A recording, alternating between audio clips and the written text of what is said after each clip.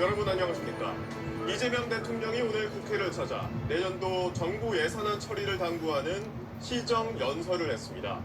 역대 최대인 728조 원 규모의 슈퍼 예산에 대해 이 대통령은 인공지능 시대를 여는 첫 번째 예산이라고 설명했습니다. 또 박정희 전 대통령의 산업화, 김대중 전 대통령의 정보화 고속도로처럼 이제는 인공지능 고속도로를 구축해야 한다고 말했습니다. 첫 소식 배준우 기자가 보도합니다. 이재명 대통령의 정부 본 예산안에 대한 국회 시정연설은 취임 후 처음입니다. 역대 최대인 728조 원 규모로 전년 대비 8.1% 늘어난 슈퍼 예산을 이 대통령은 이렇게 설명했습니다. 정부가 마련한 2026년 예산안은 바로 인공지능 시대를 여는 대한민국의 첫 번째 예산입니다. 인공지능 사회로의 전환은 필연이고 인공지능 시대에 하루가 늦으면 한 세대가 뒤처지게 된다며 안타깝게도 지난 정부는 천금 같은 시간을 허비하는 것도 모자라 R&D 즉 연구개발 예산까지 대폭 삭감하며 과거로 퇴행했다고 말했습니다. 출발이 늦은 만큼 부단히 속도를 높여야 한다고도 덧붙였습니다. 박정희 대통령이 산업화의 고속도로를 깔고 김대중 대통령이 정보화의 고속도로를 낸 것처럼 이제는 인공지능 시대의 고속도로를 구축해서 도약과 성장의 새로운 미래를 열어야 합니다. 22분간 진행된 연설에서 이 대통령은 인공지능을 모두 28차례나 언급했는데 인공지능 3대 강국으로 도약하기 위한 예산으로 올해보다 3배 이상 늘어난 10조 1천억 원을 편성했다고 밝혔습니다. 첨단 전략 산업 분야의 R&D 투자 예산은 역대 최대 규모인 35조 3천억 원으로 전년보다 19.3%를 늘렸다고 설명했습니다. K 콘텐츠 펀드에 2천억 원을 추가로 출자해서 문화 콘텐츠 산업에 투자하고 세계가 주목하는 우리 문화의 힘을 더욱 키우기 위해 K컬처 투자도 아끼지 않겠습니다. 국방 예산은 올해보다 8.2% 증액해 자주국방의 실현을 앞당기겠다고 다짐했습니다. 이 대통령은 여야 간 입장 차이는 존재하지만 국민과 나라를 위하는 진심은 다르지 않다고 믿는다며 예산 처리에 대한 초당적 협력을 당부했습니다. SBS 배준우입니다. 시정연설에선 에이펙 정상회의와 지난주 함께 이어졌던 정상 외교에 대한 평가도 나왔습니다. 이재명 대통령은 생각보다 성공적이었다며 영혼까지 갈아 넣으며 총력을 다했다고 자평했습니다. 국무회의에선 자국의 이익을 지키려는 총성 없는 전쟁이 계속될 거라고 말했습니다. 이어서 박하정 기자가 보도합니다. 이재명 대통령은 국회 시정연설을 시작하면서 경주 에이펙의 성공을 위해 힘을 모아주신 모든 국민들께 깊이 감사드린다고 말했습니다. 고맙습니다. 이어 대한민국이 세계의 번영과 교류 협력을 주도하는 글로벌 책임 당국으로 단단히 자리매김할 수 있었다고 평했습니다. 한미 정상회담에 대해선 관세 협상 타결로 우리 경제의 불확실성을 완화했다고 했고 자동차와 반도체 분야에서 경쟁국과 동등한 수준의 관세를 확보함으로써 원자력 추진 잠수함의 핵연료 공급 협의의 진전을 통해 자주국방의 토대를 더욱 튼튼하게 다졌다고도 했습니다. 우라늄 농축과 사용 후 핵연료 재처리를 위한 획기적 계기 마련으로 앞으로도 국익 중심의 실용 외교를 바탕에 두겠다고 강조한 이 대통령은 정상외교 슈퍼위크를 마무리한 소회를 이렇게 밝혔습니다. 최악의 상황에서도 최선의 결과를 만들기 위해 영혼까지 갈아 넣으며 총력을 다했다는 말씀을 드립니다. 이어진 국무회의에선 이 대통령과 에이펙 준비위원장을 맡았던 김민석 총리 등 참석자들이 서로에게 박수를 보내며 자축 분위기가 연출됐습니다.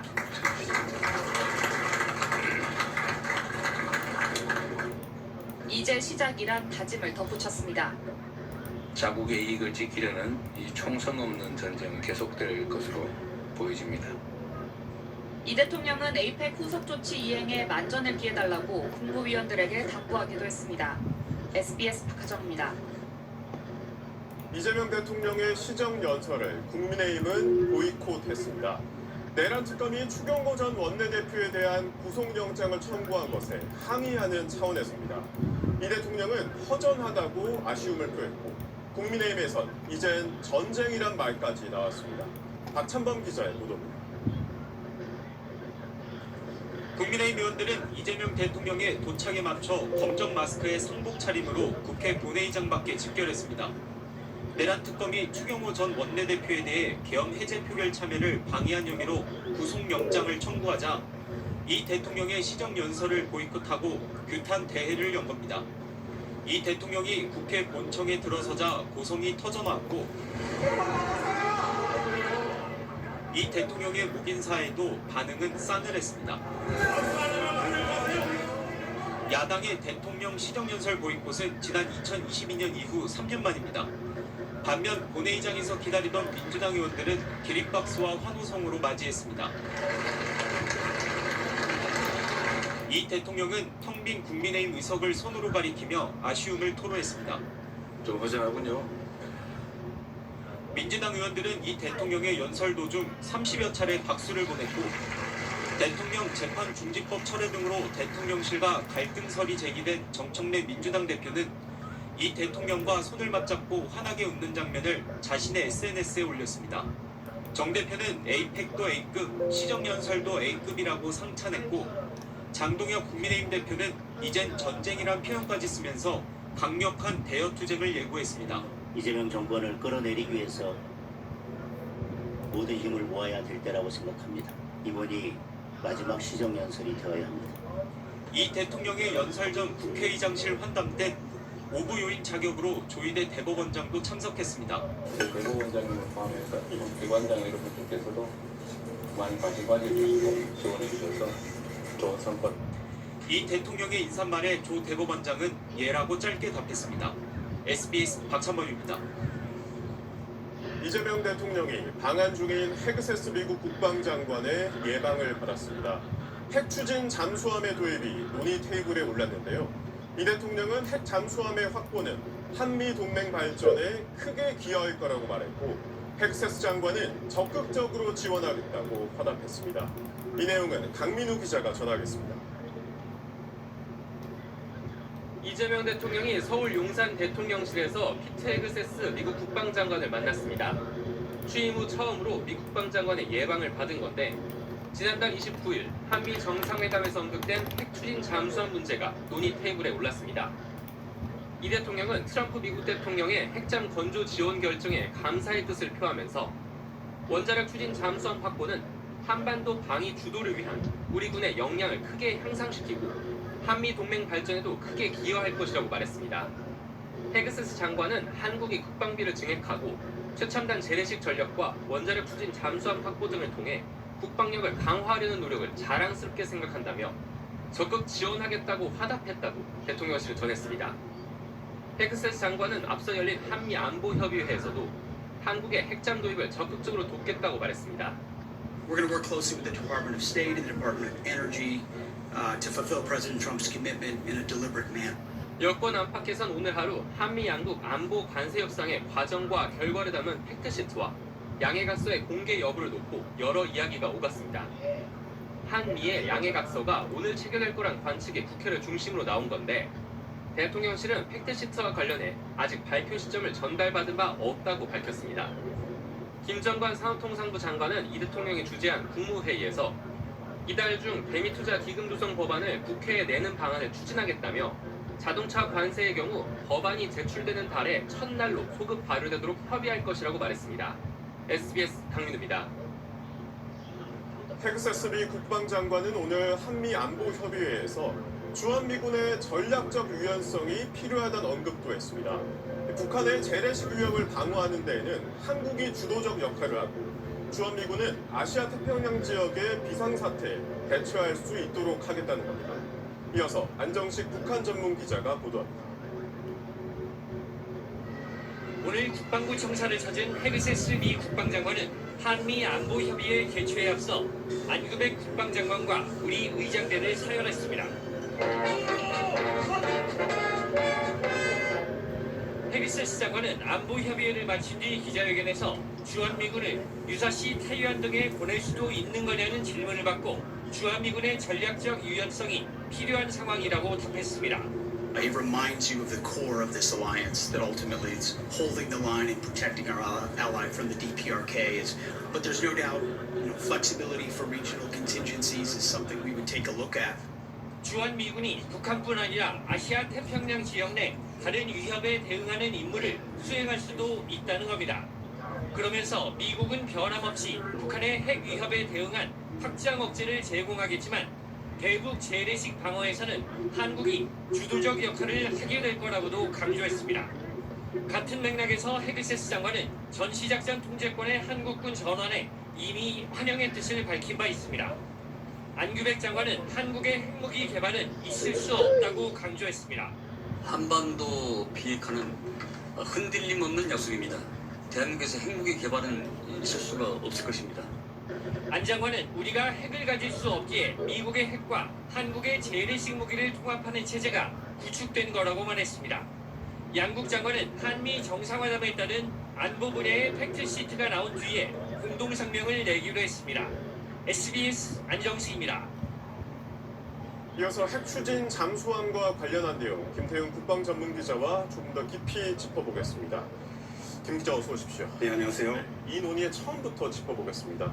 이재명 대통령이 요청한 건 핵잠 연료의 지원인데 트럼프 대통령은 하나가 소유한 미국 필리 조선소에서 핵잠 건조를 승인한다 이렇게 답했잖아요. 네. 요청과 답변의 결이 조금 다르네요. 네, 그렇습니다. 사실 우리 요청의 속내는 한국 조선소에서 한국 기술로 K 핵잠을 만들겠다는 겁니다. 거두절미해서 얘기하자면 한미 원자력 협정 개정을 통해 우리도 스스로 전홍축 우라늄을 자유롭게 생산할 수 있게 해주면 그걸 핵잠에 쓰고 싶다는 거거든요. 그게 아니라면 미국이 우라늄 연료를 공인 형태로 10년쯤마다 한국에 주면 핵잠 연료로 쓰겠다는 겁니다. 트럼프 대통령은 우라늄 얘기는 일절 안 했죠. 대신 필리 조선소에서 한국 핵잠 건조 승인이라고만 답했는데요. 한국 조선소에서 한국 기술로 건조하는데 거리를 둔 겁니다. 그래도 핵잠 건조 승인은 맞으니 미국의 핵잠 연료 제공은 적어도 보장된 거 아니냐? 정부는 그렇게 보는 것 같습니다. 그렇군요. 그런데 우리는 핵 연료를 달라는데 트럼프 대통령은 필리 조선소로 답했단 말이죠. 의도가 있을까요? 네, 트럼프 대통령의 경제 구상 중 하나가 미국 조선업 부흥입니다. 낙후된 필리 조선소에서 핵잠 건조하려면 시설 투자하고 전문 인력 양성해서 경쟁력 있는 조선소로 탈바꿈시켜야 하죠. 네. 이 조선업 부흥의 성과도 되는 겁니다. 그래서 우리 핵잠 건조 요구를 들어주면서 미국 조선업의 부흥도 꾀하는 일석이조의 포석이란 분석도 있습니다. 트럼프 대통령이 필리 조선소 건조를 쉽게 접지 않을 거란 관측이 그래서 나오는 겁니다. 그런데 우리 정부 입장에선 돈도 시간도 많이 들고 규제와 통제도 많기 때문에 필리 조선소에 부정적이라는데 그래도 만약에 합의가 안 되면 필리 조선소에서 조금 합리적으로 건조할 방법이 있을까요? 국내 조선소에서 핵잠용 소형 원자로와 핵잠의 선체 구조물들을 만들어서 필리 조선소로 보내고 거기서 단순 조립만 한다면 그나마 시간과 돈을 아낄 수 있다는 계산이 조선업계에서 나옵니다. 네. 하지만 필리 조선소가 방산업체 지정부터 돼야 하는데 그 다음엔 미 연방정부와 의회 등의 이런저런 규제들이 이어질 수 있고 건조에 걸림돌들이 생길 수가 있는 거죠. 필리 조선소 문제 외에도 핵잠용 소형 원자로를 누가 만들지 그리고 우라늄 원료 농축 정도를 전농축으로 할지 고농축으로 할지 같은 한미가 합의해야 할 쟁점들이 많아서 앞으로 꾸려질 걸로 예상되는 한미 핵잠 협의체는 유례 없이 치열하게 진행될 걸로 전망됩니다. 네, 김태훈 기자 잘 들었습니다. 다음 소식입니다. 저희가 단독 취재한 소식 전해드립니다. 김건희 특검 출범 초기인 지난 7월 특검팀은 건진법사 법당에서 김건희 여사가 과거 사용했던 휴대전화를 확보했습니다. 그런데 이 휴대전화에서 김 여사가 한 남성과 주고받은 메시지 수백 개가 발견된 걸로 저희 취재 결과 확인됐습니다. 특검팀은 이 남성을 김 여사 관련 의혹의 또 다른 핵심 인물로 보고 있습니다. 원종진 기자가 단독 보도합니다. 김건희 특검팀은 지난 7월 15일 건진법사 전성배 씨 법당에서 김 여사가 사용했던 휴대전화 한 대를 압수했습니다. 김 여사가 2013년부터 2016년까지 사용했던 전화기인데 포렌식 결과 이 전화기에서 김 여사가 의문의 남성 A씨와 주고받은 메시지 수백 개가 발견됐습니다. A씨는 무자본 M&A 혐의 등으로 여러 차례 형사처벌을 받았던 인물로 김 여사의 도이치모터스 주가 조작 혐의에 대한 연루 정황이 드러나 검찰 수사도 받았지만 기소되지 않았습니다. 지난 2022년 대선 과정에선 김 여사가 A씨의 불법 행위와 관련된 주식을 거래한 사실이 드러나 논란이 되기도 했습니다. 특검팀은 김 여사와 A씨의 메시지들을 분석한 결과 A씨가 김 여사 관련 의혹의 또 다른 핵심 인물인 것으로 보고 있습니다. 특검팀은 특히 김 여사에게 건진 법사를 처음 소개한 장본인이 A씨라는 사실을 확인했습니다. 지난 2013년 A씨가 김 여사에게 무당이라기보다는 거의 로비스트라며 건진 법사를 소개하는 문자 메시지를 확보한 겁니다. 특검팀은 또 2013년에서 2016년 사이에 A씨와 김 여사가 주식거래 관련 관계를 넘어서 개인적으로도 밀접한 관계였던 것으로 결론 내린 걸로 파악됐습니다. 특검팀은 김 여사가 윤석열 대통령 당선 뒤에도 자신과 A씨와의 관계를 알고 있는 건진 법사와 긴밀한 사이를 유지했을 가능성이 있다고 보고 있습니다. 이에 따라 특검팀은 A씨를 통해 그동안 규명되지 않았던 김 여사 관련 의혹의 단서를 찾을 수 있다고 보고 수사를 확대하고 있습니다. 이에 대해 김 여사 측은 A씨는 도이치모터스 사건 1차 주포 이모 씨의 소개로 알게 된 지인이지만 김 여사의 투자 관련 결정에 큰 영향을 미치지 않았고 중요한 인물로 보기도 어렵다고 밝혔습니다. SBS 원종진입니다. 특검팀은 이 의문의 남성이 지난해 12.3 비상계엄 직전까지 김 여사와 연락을 주고받았을 가능성을 보여주는 정황도 포착했습니다. 지난해 음주운전으로 적발된 이 남성이 경찰 조사에서 김 여사의 무혐의를 축하하기 위해 술을 마셨다고 진술한 사실이 확인된 겁니다. 이어서 김지욱 기자의 단독 보도입니다. 지난해 10월 말 한 50대 남성이 음주운전을 하다가 적발됐습니다. 김건희 여사와 수백 번 이상 메시지를 주고받았던 남성 A씨였습니다. 그런데 경찰이 A씨에게 술을 마신 경위를 묻자 뜻밖의 답변이 돌아왔습니다. 가까운 지인이 서울중앙지검 반부패 2부에서 몇 년 동안 수사를 받아왔는데 최근 불기소 처분이 내려진 걸 축하하기 위해 술을 마셨다는 겁니다. 그런데 A씨가 음주운전 조사를 받기 10여일 전 서울중앙지검 반부패 2부가 도이치모터스 주가 조작 혐의로 4년 수사 끝에 불기소한 인물은 김건희 여사였습니다. 피의자가 주범들과 신해준용을 공모하였다거나 그들의 신해준용 범행을 인식 또는 예견하면서 계좌 관리를 위탁하거나 직접 주식 거래를 하였다고 보기 어려워. 특검팀은 음주운전 당시 A씨가 언급한 이 지인이 실제로 김 여사였다는 사실을 확인했습니다. A씨는 당시 경찰 조사에서 사실상 김 여사라는 취지로 진술했는데 경찰이 지인이라고만 조서에 기록했다는 사실을 파악한 겁니다. 특검팀은 김 여사와 건진 법사를 처음 연결해준 A씨가 계엄 직전까지도 김 여사와 연락을 주고받았을 가능성이 있다고 보고 도이치모터스 주가 조작 공범 혐의를 적용해 지난달 A씨 거주지를 압수수색했는데 A씨는 도주한 것으로 알려졌습니다. 특검팀은 A씨 신병을 확보하는 대로 주가 조작 혐의는 물론 김 여사와의 관계 등에 대해 조사하겠다는 방침입니다. 김 여사 변호인은 A씨와 김 여사가 지난해까지 연락을 주고받았는지는 김 여사에게 확인해봐야 한다고 말했습니다. SBS 김지욱입니다. 김건희 특검팀에 김 여사의 모친 최은순 씨와 오빠 김진우 씨가 나란히 출석했습니다. 이들은 양평군 공흥지구 아파트 개발 사업 과정에서 개발 부담금을 불법적으로 회피한 혐의들을 받고 있습니다. 전원남 기자의 보도입니다. 오늘 오전 9시 반쯤 마스크를 쓴 여성과 남성이 특검 사무실로 들어옵니다. 김건희 여사 모친 최은순 씨와 오빠 김진우 씨입니다. 국고 손실 등 혐의에 대한 피의자 신분으로 김 씨는 3번째 출석이지만 최 씨는 첫 특검 조사입니다. 지금 특검 수사 받으신 거 어떤 입장이세요? 특검팀은 두 사람을 상대로 김 여사의 가족회사 ESIND가 지난 2011년에서 2016년 사이 양평 공흥지구 350세대 규모의 아파트 개발 사업을 하면서 개발 부담금을 내지 않고 사업 기간도 뒤늦게 소급 연장받는 등 각종 특혜를 받았다는 의혹을 조사했습니다. 특검팀은 두 사람이 관련 부서 일부 양평군 공무원들의 국고 손실 혐의 공범으로 보고 수사를 진행하고 있습니다. 특검팀은 개발사업 특혜 의혹과 별개로 인사청탁 목적으로 김 여사에게 전달된 것으로 알려진 물품들의 발견 경위도 확인할 방침입니다. 특검팀은 지난 7월 최 씨가 운영하는 요양원과 김 씨 처가를 압수수색하는 과정에서 이배용 전 국가교육위원장과 김상민 전 검사가 김 여사 측에 건넨 것으로 지목된 금거북이와 고가 그림 등을 발견했습니다. 이에 따라 특검팀은 최 씨 등에게 증거인멸, 증거은닉 혐의도 함께 적용해 조사하고 있습니다. 한편 법원은 통일교 한학자 총재 측의 건강상 이유로 인한 구속 집행정지 요청을 받아들여 오는 7일 오후 4시까지 일시 석방하기로 결정했습니다. SBS 전연남입니다.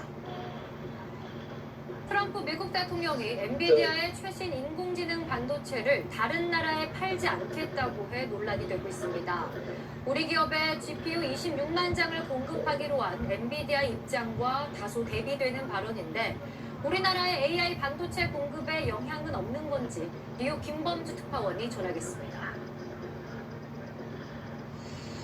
트럼프 미국 대통령은 지난 2일 엔비디아의 최신 인공지능 반도체 블랙웰을 미국만 쓰게 할 것이라는 깜짝 발언을 내놨습니다.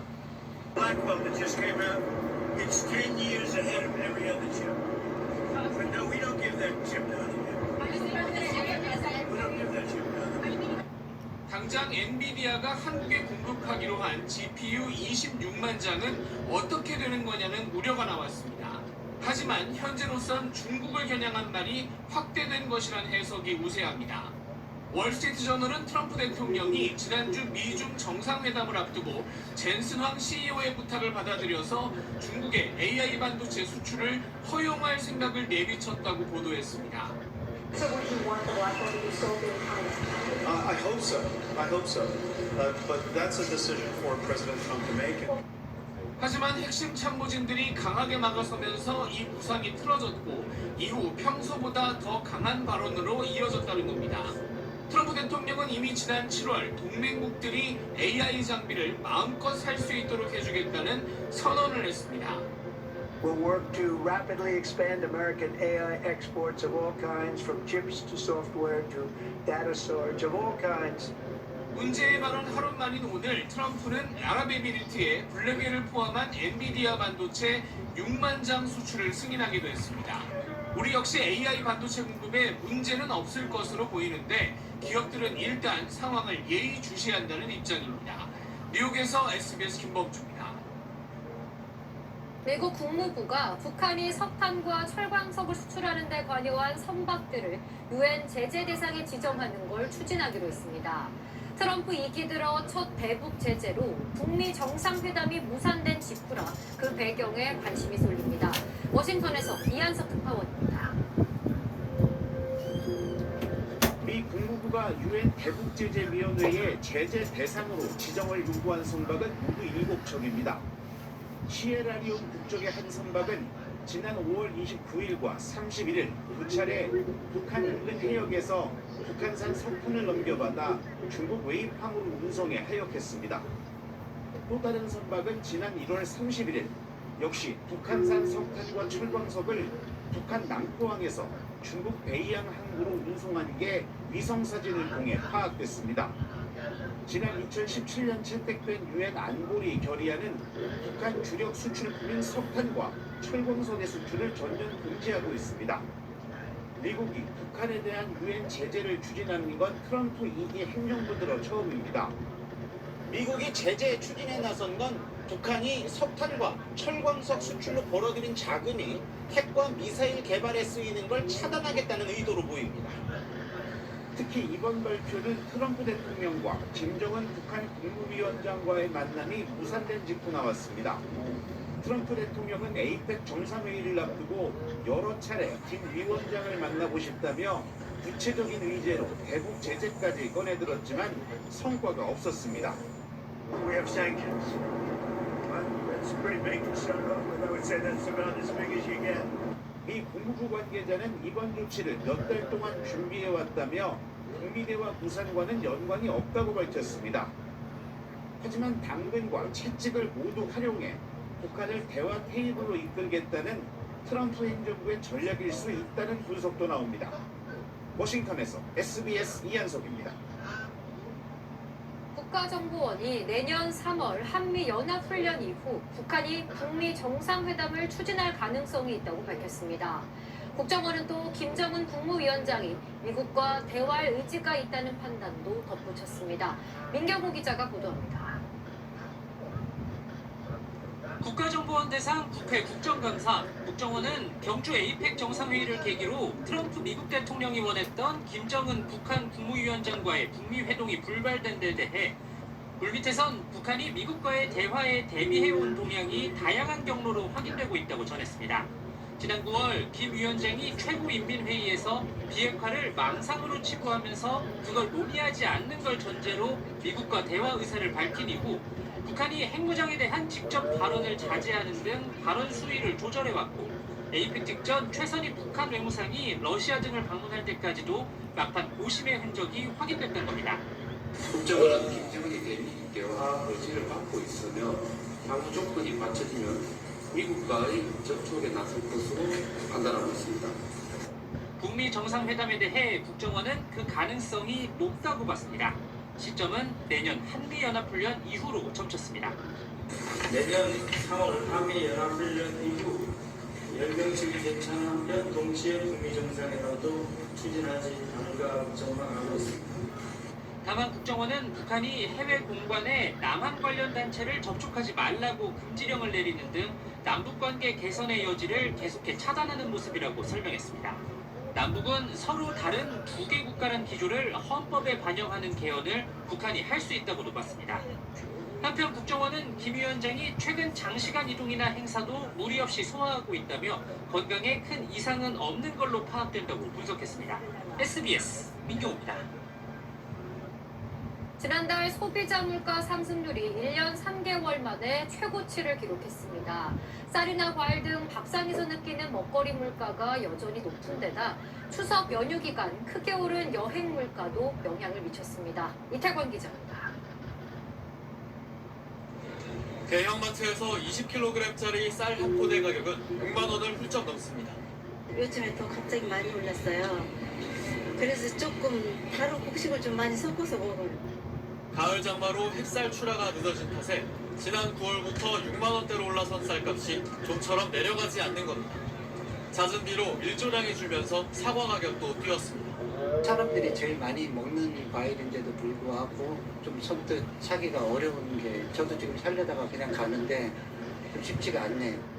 쌀과 찹쌀은 지난해 같은 기간보다 각각 21.3%와 45.5% 올랐고 사과는 21.6%, 고등어도 11% 오르며 상승세가 두드러졌습니다. 먹거리 가격의 전반적인 고공행진이 이어지며 지난달 소비자 물가는 1년 전보다 2.4% 올라 지난해 7월 이후 가장 높은 상승률을 나타냈습니다. 소비자 물가는 지난 8월 1.7%로 둔화했다가 9월에 2.1%로 오른 뒤 두 달 연속 2%대입니다. 긴 추석 연휴로 여행 수요가 늘면서 외식을 제외한 개인 서비스 물가가 3.6% 오르며 전체 물가를 0.72%포인트 끌어올린 영향도 컸습니다. 해외 단체 여행비, 승용차 임차료, 콘도 이용료 등 여행 관련 품목이 크게 상승한 게 원인이고요. 정부는 김장철을 앞두고 소비자 부담을 줄이기 위해 500억 원 규모의 농수산물 할인 지원 예산을 투입하기로 했습니다. 새우젓 등 김장 재료를 최대 50% 할인하고 쌀값 할인 행사도 이달 말까지 연장하기로 했습니다. SBS 이태권입니다. 재개발 조합장에서 해임된 60대 남성이 자신이 일했던 사무실을 찾아가 흉기 난동을 벌였습니다. 조합 관계자 3명이 다쳤는데 시민들이 가해 남성을 제압해 추가 범죄를 막을 수 있었습니다. 보도에 김태원 기자입니다. 서울 강동구의 한 오피스텔 주차장. 황토색 외투를 입고 여성을 덮친 남성을 정장 차림의 한 시민이 제압합니다. 오늘 오전 10시 20분쯤 60대 남성 A씨가 흉기 난동을 벌여 남성 1명과 여성 2명이 다쳤습니다. 남성은 이 건물 2층에 있는 재개발 조합 사무실에서 조합 직원 등 3명에게 흉기를 찔렀습니다. 이후 피해 여성 1명이 밖으로 도망치자 흉기를 든 채 여성을 쫓아갔습니다. 건물 밖으로 도망쳐 나온 여성을 향해 흉기를 또 휘두르려던 A씨를 제압한 건 주변을 지나가던 B씨였습니다. 아주머니 뒤쪽에서 어떤 남자가 칼을 들고 서금서금 이렇게 다가와가지고 직감적으로 그 남자분을 넘어뜨린 거죠. 그냥 바로 그렇게 몸이 움직였던 것 같아요. B씨와 또 다른 시민 2명의 도움으로 A씨는 경찰의 현행범으로 체포됐습니다. 흉기에 찔린 피해자들은 병원으로 옮겨졌는데 생명에는 지장이 없는 걸로 파악됐습니다. 범행을 저지른 A씨는 재개발조합의 전 조합장으로 자신의 범죄 혐의로 조합장에서 해임되는 과정에서 현 조합 구성원들과 갈등을 빚어왔던 걸로 전해졌습니다. 어제도 다투고 갔대요. 어제도 싸움도 나갔대요. 정확한 범행 동기를 조사하고 있는 경찰은 살인미수 혐의로 A씨에 대한 구속영장을 신청할 방침입니다. SBS 김태원입니다. 캄보디아 범죄단지에서 이른바 한국팀을 운영하며 각종 온라인 사기를 벌인 50대 총책과 조직원들이 경찰에 붙잡혔습니다. 총책의 친형과 조카도 조직에서 팀장급 역할을 맡아 범행에 가담했는데 이 한국팀이 가로챈 돈은 무려 400억 원이 넘었습니다. 보도에 권민규 기자입니다. 지난 1월 경기도의 한 아파트. 경찰이 캄보디아에서 투자 사기를 벌인 범죄 조직의 총책 50대 A씨 손목에 수갑을 채웁니다. 체포 시간은 아까 앞서하고 같이 3시 30분으로 하겠습니다. 중국인이 우두머리인 이 조직은 한국과 베트남, 타이완 등 국가별로 팀이 나뉘어 있는 구조로 A씨는 이 중에서 41명 규모의 이른바 한국팀을 이끌었습니다. 이들은 대포 통장 유통, 범죄자금 관리와 세탁, 사기를 실행하는 콜센터로 역할을 분담해 사기 행각을 벌였는데 총책 A씨의 친형과 조카도 팀장급으로 범행에 적극 가담했습니다. A씨 일당은 SNS에 투자 전문가인 척 글을 올리고 220명을 속여 범죄 수익 422억 원을 챙겼습니다.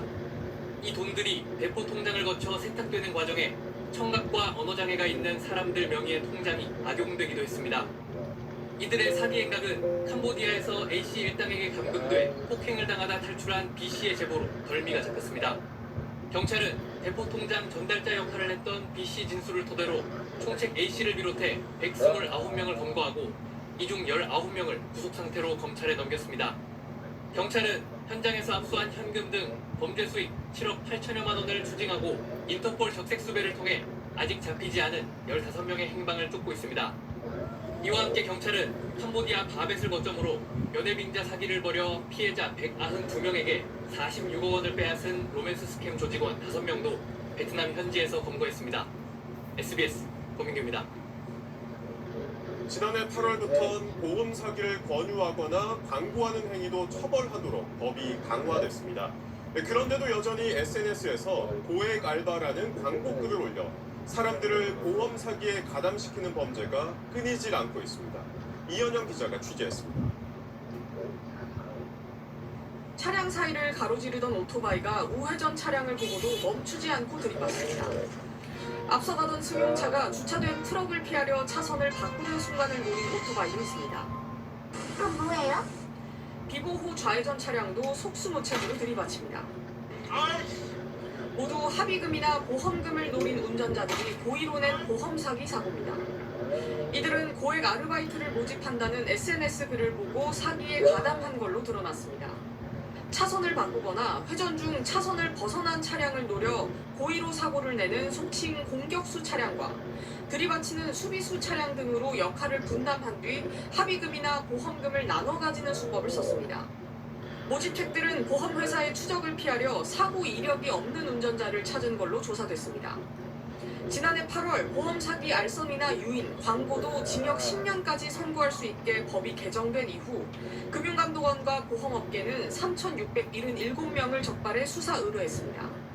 이런 고의 사고 외에도 큰돈이 필요한 사람을 도와주겠다는 글을 인터넷 카페에 올려 가담자를 모집한 뒤 뇌졸중 등 위조 진단서를 만들어주고 보험금을 받게 한 뒤 수수료를 챙긴 사례도 500건 넘게 확인됐습니다. 제안하는 사람도 당연히 처벌 대상이지만은 이런 제안에 대해서 단순 가담자라 하더라도 같은 선에서 수사를 받기 때문에 굉장히 이제 조심하셔야 되고, 금감원은 고의 사고로 의심되면 합의하지 말고 보험회사나 금감원 신고센터에 먼저 신고하라고 당부했습니다. SBS 이현영입니다. 소방관들이 쓰는 공기호흡기는 화재 현장에서 필수적인 장비로 생명줄과도 같습니다. 그런데 소방학교에서 이 공기호흡기 착용 교육을 하던 중에 일부 소방관들이 두통과 메스꺼움을 호소해 병원 진료를 받는 일이 벌어졌습니다. 이 장비는 일선 현장에도 보급된 것이었습니다. 윤나라 기자의 단독 보도입니다. 불길에 맞서 물을 뿌리고 시커먼 연기 속으로 뛰어드는 소방관들. 대부분 공기 호흡기를 메고 있습니다. 그게 없으면 내가 호흡을 하지 못하는데 소방관들한테는 생명이나 다름없는 거죠. 그런데 지난 9월 중순 광주 소방학교에서 교육을 받던 신임 소방관들이 공기 호흡기를 착용한 상태에서 불쾌한 냄새를 맡고 두통과 메스꺼움을 호소했습니다. 이 때문에 신임 소방관 20명과 교관 등 27명이 병원 진료를 받았습니다. 같은 제품을 납품받은 전남에서도 비슷한 문제가 발생했습니다. 납품한 그 공기 호흡기에서 문제가 좀 있었다 그래가지고 어떻게 된 건지. 사고 원인은 공기를 충전하는 필터에 이상이 생겨 용기에 수분이 들어갔기 때문으로 추정됩니다. 공기 호흡기 내 수분 함량 기준치는 제곱미터당 25mg인데 4배에 가까운 수분이 검출된 겁니다. 수분이 존재하면 추운 날씨가 되면 얼음이 생겨서 가막기라든지 밸브, 호수가 동결이 됩니다. 공기호흡이 차단될 수 있기 때문에 매우 위험한 상황을 초래할 수 있습니다. 소방청은 전국 소방서에 보급한 같은 형태의 공기호흡기 536개를 전량 교체했습니다. 하지만 사고 이후 한 달이 넘도록 사고 소식을 전국 소방서에 알리지는 않았습니다. 또 최초 입찰 규격으로 제시한 제품은 가볍고 부식 위험이 덜한 플라스틱 소재였지만 새로 교체한 건 더 무겁고 부식 우려가 있는 알루미늄 소재의 제품이었습니다. 소방청은 정상 절차에 따라 무게 기준에 맞는 제품으로 교체가 이루어졌다며 조사가 끝나는 대로 사고 관련 내용을 교육하겠다고 밝혔습니다. SBS 윤나라입니다. 부산구치소에 수감돼 있던 사기 조직의 총책이 모친상을 이유로 임시 석방된 뒤 그대로 도주하는 일이 있었습니다. 이미 한 달이 넘었지만 교정당국은 행방을 찾지 못하고 있습니다. KNN 최혁규 기자가 단독 취재했습니다. 30대 A씨는 지난해 경찰에 붙잡혔습니다. 투자 전문가를 사칭하며 130여 명으로부터 65억 원을 가로챈 조직의 총책이었기 때문인데 구속 상태로 재판에 넘겨져 부산구치소에 수감됐습니다. 그러던 지난 9월 25일 A씨는 모친상을 이유로 법원에 구속 집행을 정지해달라고 신청했고 임시로 석방돼 구치소를 나섰습니다. 그런데 다음날 오후 복귀를 해야 했던 A씨는 그 길로 도주해 지금껏 잠적 중인 사실이 취재 결과 드러났습니다. 도주 직후 검찰이 쫓고 있지만 A씨 행적은 한 달 넘게 오리무중 상태입니다.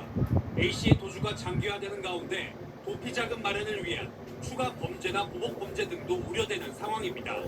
A씨의 잠적을 돕는 조력자가 있을 가능성도 있습니다.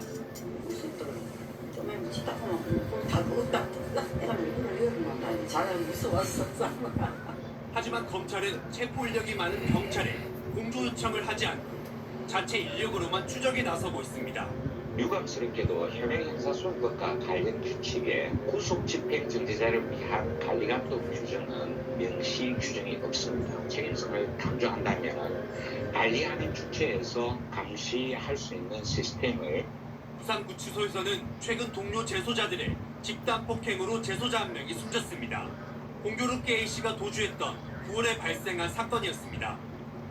부산구치소의 재소자 관리 감독에 큰 구멍이 뚫렸습니다. KNN 최혁규입니다. 중국이 우리나라와 일본 등을 대상으로 시행하고 있는 무비자 조치를 내년 말까지 1년 더 연장하기로 했습니다.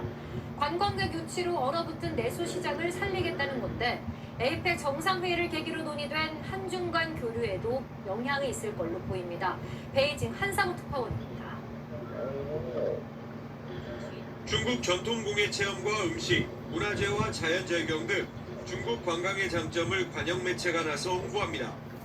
国家移民管理局最新数据显示，2025年1至8月免签入境外国人同比上升52.1%。 무비자 정책의 관광객 유치 효과를 확인한 중국이 정책 확대에 나섰습니다. 중국 외교부는 우리나라와 일본을 비롯한 아시아와 유럽 46개 국가에 대해 올해 말 종료되는 무비자 정책을 내년 말까지 연장하기로 했습니다. 대상국도 확대해 스웨덴도 무비자 대상에 포함했습니다. 이들 국가 국민은 관광, 비즈니스 목적으로 입국할 경우 최장 30일 동안 비자 없이 중국에 머물 수 있습니다. 扩大高水平对外开放，持续便利中外人员往来。中方决定将对法国等国的免签政策延长至2026年12月31日。 한국은 지난해 11월부터 무비자가 적용됐는데 2023년 연간 107만 명이던 중국 방문객이 지난해 2배 이상 늘었고 올해는 단 8개월 만에 200만 명에 육박했습니다. 건설 경기 침체와 소비 위축 등 내수 침체를 겪고 있는 중국은 관광객 유치를 통한 내수 촉진을 기대하고 있습니다. 또 지난주 한중 정상회담을 통해 양국이 의견을 모은 민간 교류 활성화에도 무비자 확대 정책이 긍정적 영향을 줄 걸로 보입니다. 베이징에서 SBS 한상호입니다. 국회의원들이 보유한 주택 5채 중 1채가 서울 강남 지역에 있다는 분석이 나왔습니다. 다주택자도 전체의 20%를 넘고 또 일부는 임대를 낀 채 주택을 소유하는 갭 투자로 의심되는 정황도 있었습니다. 최승훈 기자의 보도입니다. 서울 마포구 상암동의 한 빌딩. 민주당 박정 의원이 보유했다고 신고한 건물로 공시가가 378억 원에 달합니다. 국민의힘 박덕흠 의원이 보유한 서울 강남 삼성동의 203제곱미터 아파트는 공시가가 56억 7,200만 원입니다. 경제정의 실천 시민연합이 부동산 재산 상위 1, 2위로 꼽은 의원들입니다. 경실련이 22대 국회의원 299명이 본인 또는 배우자 명의로 보유했다고 신고한 부동산을 전수 분석한 결과 보유주택 299채 가운데 61채가 강남 4구에 집중되는 것으로 나타났습니다. 5채 가운데 1채꼴입니다. 정당별로는 민주당 20명, 국민의힘 36명, 개혁신당과 조국혁신당이 각 1명이 강남 4구에 주택을 보유했습니다. 이 가운데 16명은 해당 주택에 거주하지 않고 전세로 임대한 것으로 나타났습니다. 경실련은 세입자를 낀 투자 방식, 이른바 갭 투자로 볼 소지가 높다고 지적했습니다. 서울주택을 임대하고 외부에 거주하는 경우에는 실거주 목적이 아니라 시세차익 기대의 목적으로 가지고 있을 가능성이 높기 때문입니다. 국회의원 평균 부동산 재산은 약 19억 5천만 원으로 일반 국민 평균의 4.7배에 달했고 국회의원의 20.4%가 주택을 2채 이상 보유한 다주택자라고 경실련은 밝혔습니다. 내로남불 논란을 피할 수가 없고 정책 신뢰도 또한 역시 심각하게 훼손이 된다고 할 것입니다. 경실련은 또 1급 이상 고위공직자에 대해선 실거주 1주택을 제외한 토지 건물 보유와 매매를 금지하라고 촉구했습니다. SBS 최승훈입니다. KT가 해킹 피해 후속 대책으로 전 가입자에 대해 유심 무상 교체를 진행하기로 했습니다. SK텔레콤 사태 때처럼 유심이 부족할 일은 없을 거라는 게 KT 측의 설명입니다. 김관진 기자입니다. KT는 그동안 불법 초소형 기주국 펨토셀 접속 기록이 확인된 가입자 2만 2천여 명에 대해서만 유심 무상 교체를 진행해왔습니다. 하지만 국정감사 기간 보안 우려에 대한 지적이 잇따랐고 오늘 열린 이사회에서 유심 무상 교체 대상을 전체 가입자로 확대하기로 결정했습니다.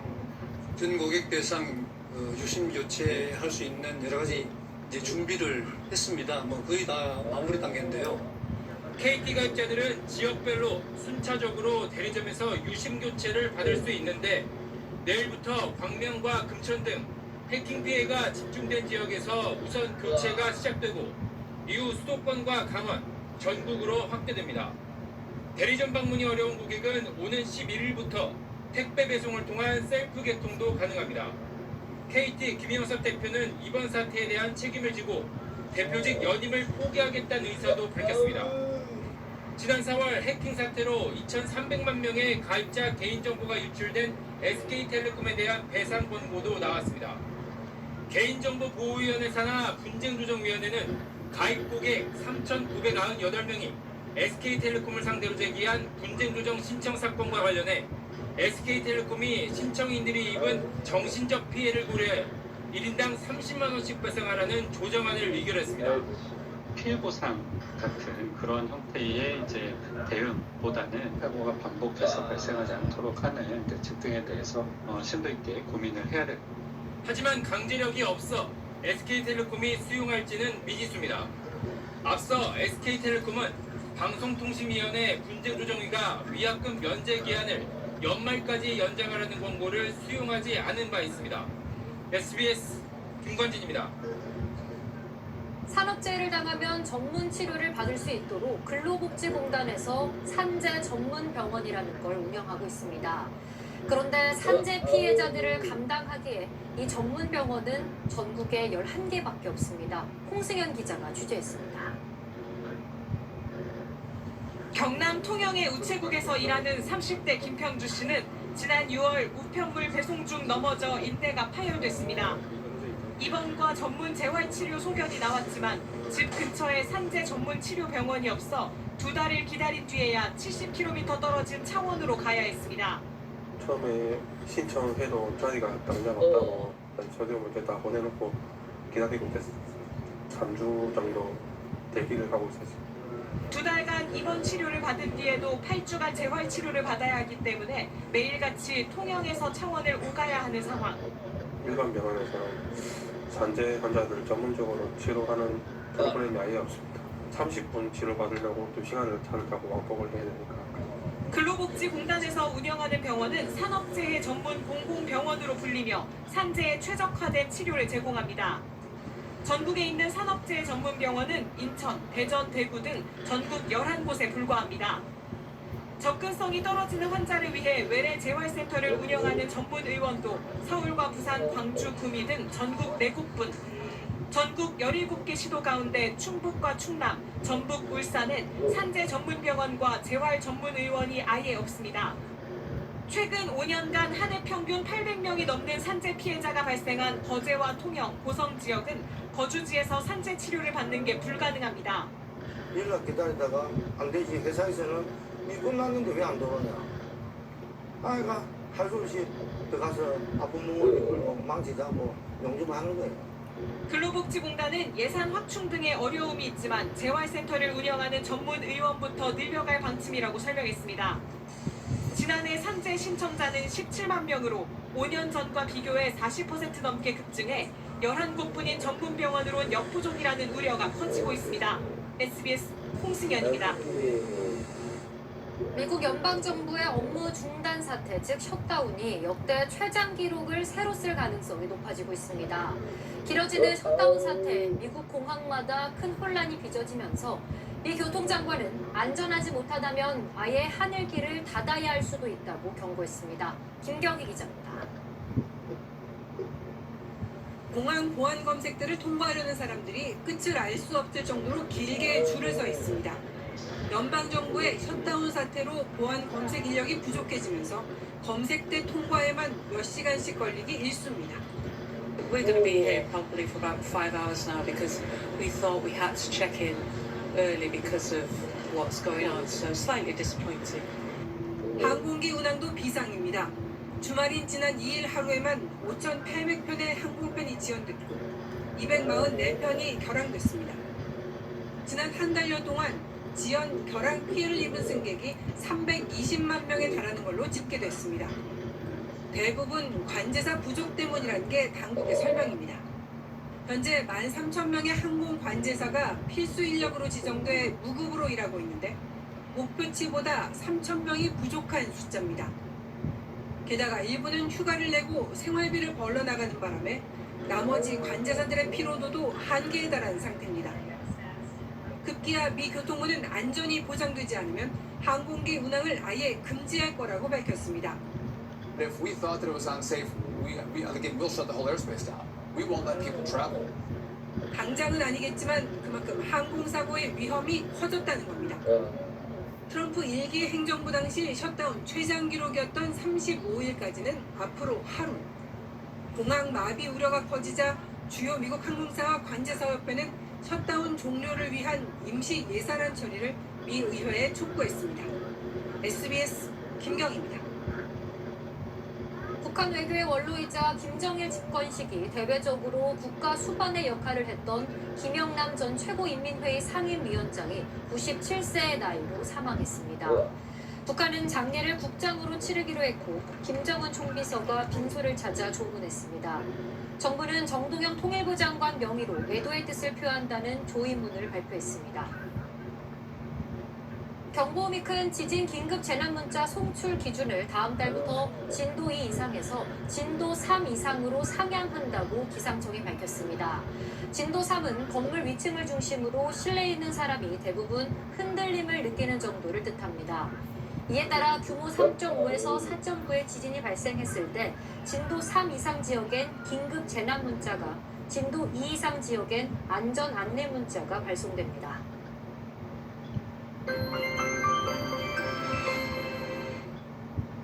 네, 완연한 가을 정취 느끼기 좋은 하루였습니다. 기온도 다시 제자리로 돌아왔는데요.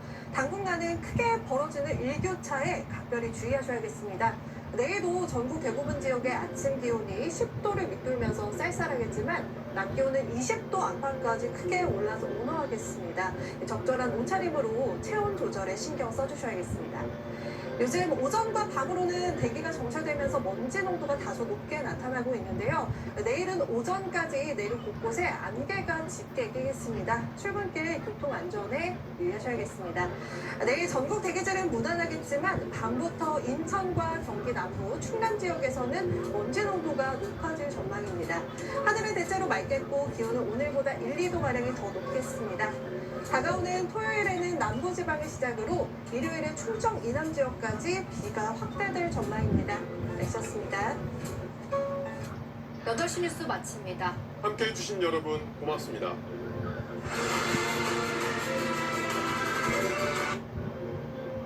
호주 양모 매트리스로 바꾼 후 겨울잠은 마치 온천에 있는 것처럼 따뜻하고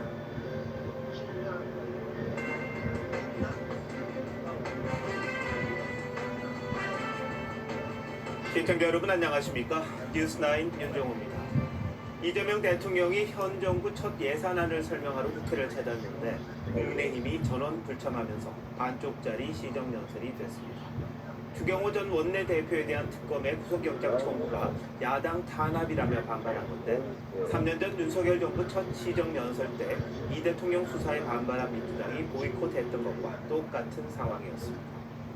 누구의 잘잘못을 떠나 정권이 바뀌어도 우리 정치 수준 여전한 듯합니다.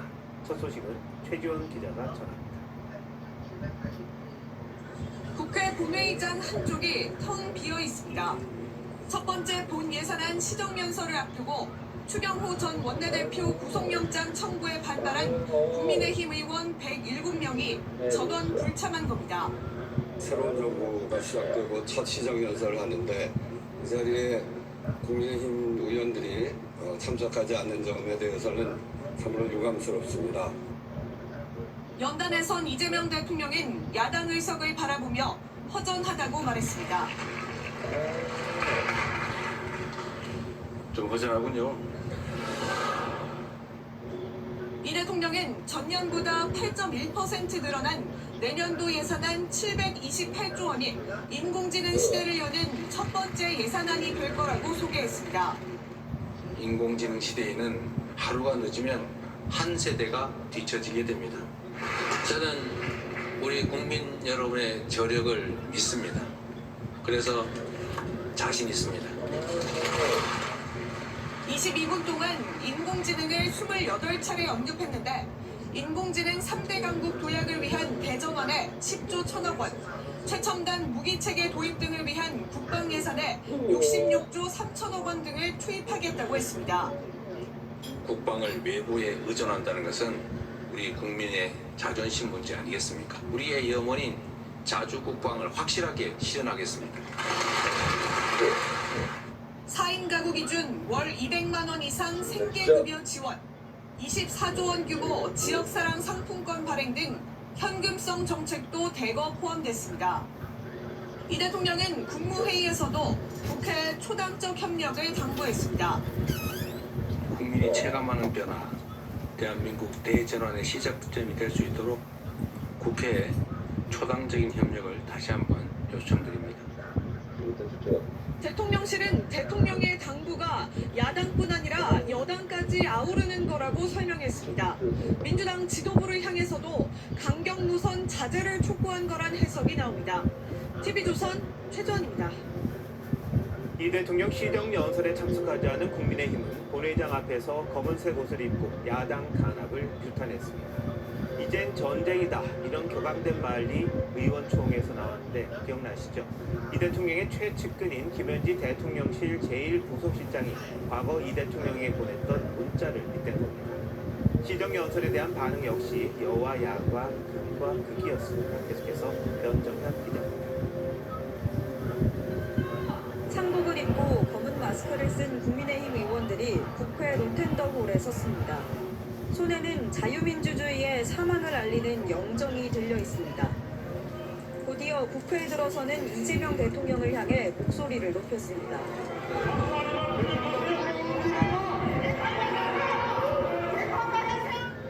이 대통령은 고개를 숙여 인사한 뒤 의장실로 향했습니다.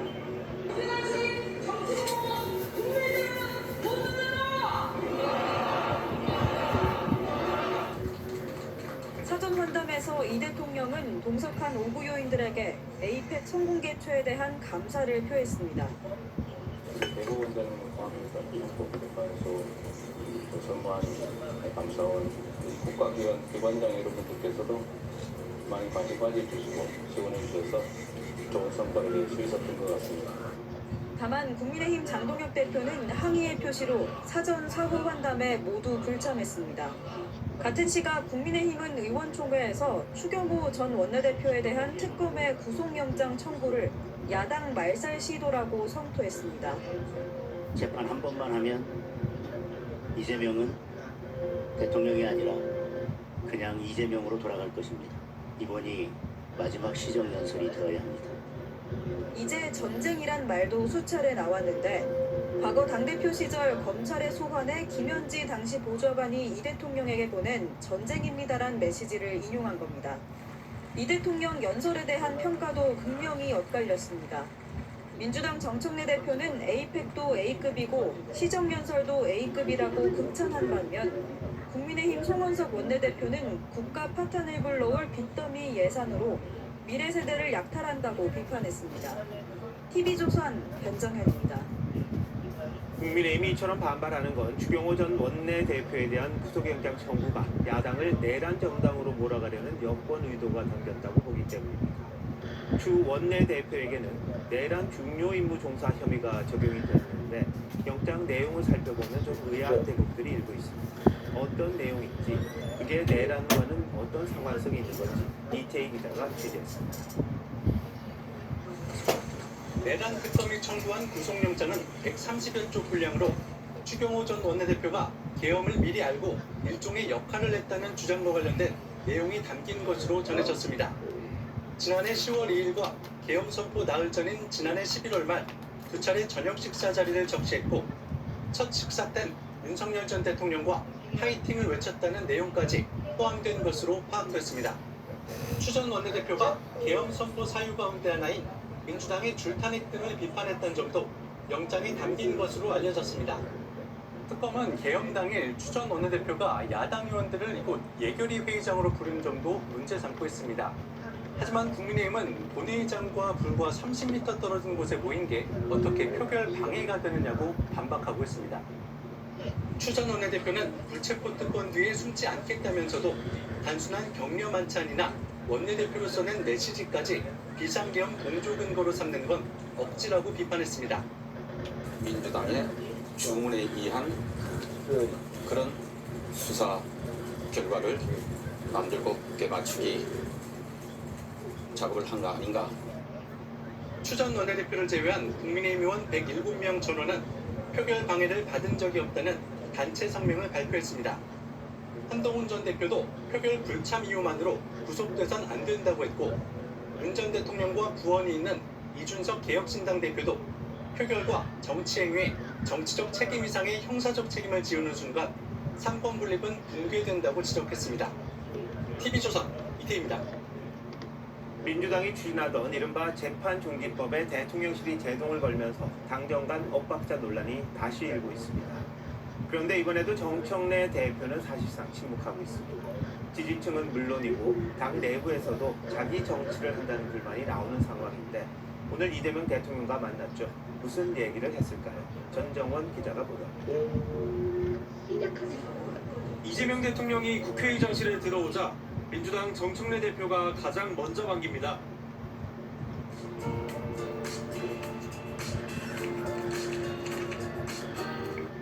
민주당 정청래 대표가 가장 먼저 반깁니다.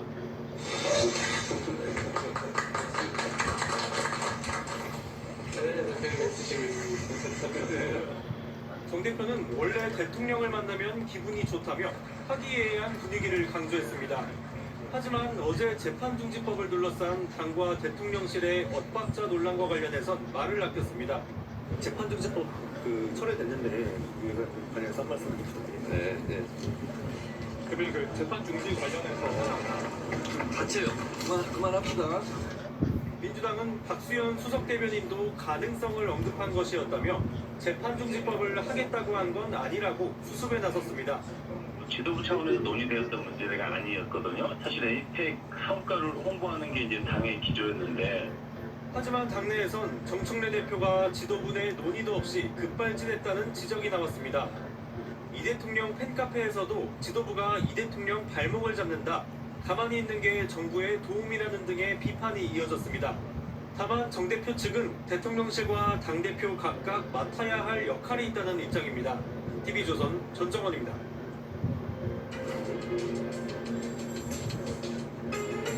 정치 연안에 한 발 더 들어가 궁금증을 풀어드리는 정치 더 시간입니다. 조선일보 배성규 정치 에디터 나오셨습니다. 어서 오십시오. 안녕하세요. 자, 오늘 다룰 주제는 뭡니까? 네, 명청의 대장동 동상 이몽입니다. 네. 뭐 지금 리포트에서도 봤습니다만 이 대장동 재판 이후에 이 재판 중지법을 항의 많이 지금 논란이 있었습니다. 근데 대통령실이 정청래 대표가 하려는 걸 제동 건 겁니까? 협박자입니까? 네, 일단 그렇게 보입니다. 이 여당이 추진하겠다고 했던 재판 중지법을 대통령실이 하루 만에 뒤집는 모양새인데요. 상당히 이례적입니다. 이 명청 갈등 3라운드란 말이 나오기도 하는데요. 임기 초에 대통령실의 만류에도 정 대표가 검찰개혁 등을 밀어붙였죠. 그다음에 최근에는 부산시당위원장 경선에서 이 대통령이 영입했던 인사를 정 대표가 헛없고 시켰습니다. 이번에는 재판중지법도 대통령실과 협의 없이 추진하는 바람에 지금 당청 갈등이 표면화됐는데요. 이 과거와 다른 점이 한 가지 있긴 있습니다. 이 검찰개혁이나 컷오프는 정 대표 뜻대로 됐는데 이번에는 대통령실의 반대로 이게 이루어지지 않았다는 겁니다. 네, 근데 정 대표가 지금까지도 뭐 자기 정치한다 이런 비판 리포트에서도 있었습니다만 이번에도 그런 겁니까? 네, 이게 약간 미묘한 차이가 있어 보이는데요. 이 재판중지법은 대장동 재판으로 다시 불거진 이 대통령 사법 리스크를 해소하기 위해 추진한 겁니다. 이 정 대표의 뭐 강경 선명 노선을 자기가 이제 뭔가 부각시키려다 이런 것 아니냐라는 얘기도 나오는데 기본적으로는 이 대통령을 돕겠다는 취지였습니다. 의도가 나쁜 건 아니었는데 동상이몽이었던 거죠. 그래서 일각에서는 생색내려다 긁어 부스름 만들었다 뭐 이런 얘기도 나오는데요. 일단 일방적으로 추진한 게 문제였고요. 이 대장동 일당이 중용을 받고 이 대통령한테 불리한 내용도 좀 담기지 않았습니까? 그러니까 이 대통령 재판은 바로 중지시키려 하겠다 이런 판단을 한 것 같긴 합니다. 그런데 이게 정치적 단견이었다는 겁니다. 지금 관세 협상 타결과 에이펙 외교 또 주가 급등으로 지금 대통령 지지율이 올라가는 상황인데 이번 조치가 오히려 대통령의 사법 리스크를 부각시키고 상승세에도 찬물을 끼얹을 수 있다. 이렇게 대통령실은 판단한 것 같습니다. 이 친명과 개딸들은 정 대표를 향해서 또 국정에 부담 안기느냐 제발 좀 가만히 있어라 이런 비판도 하고 있습니다. 네. 근데 대통령실과 친명 핵심부도 이 재판 문제에 대해서는 좀 찜찜하게 생각하는 게 있는 것 같습니다. 네. 그럼 어떻게 하려는 겁니까? 네. 일단 재판중지법은 현재는 아니다 이렇게 판단하고 있는데요. 왜냐하면 공연히 야당한테 공격거리를 주고 또 여론만 자극할 수 있다. 이러니까 하책이다 이렇게 생각하는 겁니다. 그런데 이 여권 핵심부가 생각하는 거는 재판 중지가 아니라 이 대통령 사건에 대한 공소 취소나 면소라고 얘기가 나오고 있습니다. 어차피 재임 중에는 재판이 재개될 가능성이 어차피 별로 없다. 그러니까 중요한 건 퇴임 후에 사법 리스크를 없애는 건데 그 근본적 해법이 이거라는 겁니다. 그래서 김병기 원내대표나 정성호 법무장관이 공소 철회, 면소 이런 얘기를 하는 것도 이 때문이라는 겁니다. 네. 근데 지금 여권에서 일부 보면 이 대통령이 무죄다 이런 주장도 많이 하고 있고 또 사법부를 견제하는 이런 주장도 많이 나오고 있습니다. 이게 같은 차원입니까? 네, 그렇게 보입니다. 이 민주당은 재판 중재는 선을 그으면서도 지금 대법관 증언이나 재판 소원제, 법원 행정처 폐지는 계속 추진하고 있습니다. 재판 재개를 막고 무죄를 이끌어내기 위한 법원 압박용 아니냐 이렇게 야당은 주장합니다. 국감에서도 조희대 대법원장에 대한 여권의 파상 공세가 있었지 않았습니까? 네. 이 정부 강요까지 지금 나서서 대통령 감싸기를 하고 있는데요. 이 대통령 변호인 출신인 조원철 법제처장이 첫날에는 이 대통령은 전부 무죄다 했는데 또 이틀째 나서서 대장동 일당을 본 적도 없고 뇌물을 받는 적도 없다. 황당하다 이렇게 얘기했습니다. 마치 호위무사를 보는 것 같은데요. 이 대장동 재판이 대통령에게 악영향을 미치고 또 재판 재개로 이어지는 거 아니냐 이런 여권 내부의 불안감이 반영됐다는 해석이 나옵니다. 네, 뭐 재판 결과 대통령 무죄가 입증됐다 이런 주장도 일부에서는 하고 있습니다. 여권 내에서는 뭐 보기에 따라 좀 달라 보이긴 합니다만, 근데 앞으로 계속 이 명천 관계 보인다고 보십니까? 아니면 좀 어떻게 될 거라고 전망하십니까? 네, 일단 아까도 리포트에서 보셨듯이 이 대통령하고 정 대표 오늘 국회에서 반갑게 만나서 인사하고 악수했죠. 네. 그리고 정 대표 뭐 대통령의 시정연설과 에이펙은 모두 A급이다. 뭐 이렇게 칭송까지 했습니다. 네. 그러니까 이 예산과 법안 처리를 위해서는 이 정기국회에서 당정이 협력으로 갈 거다. 이거는 뭐 명확해 보입니다. 하지만 다가오는 지방선거에서는 다릅니다. 이 공천 문제를 놓고 아마 친명과 친청 간의 갈등이 커질 거란 전망이 많고요. 특히 그 다음 지방선거 후에 당권을 놓고 명청 간의 진검승부가 벌어질 거라 이런 소문이 파다합니다. 친명 진영에선 정 대표 재선만은 막겠다는 기류가 강하다고 합니다. 아마 이 대통령과 정 대표 간에 모종의 빅딜이 이루어질지 이것이 주목되는 지점입니다. 예, 선거에서는 정말 아래에도 없고 다 그런 거죠. 공천이 최고니까 말이죠. 네, 베이지터 잘 들었습니다.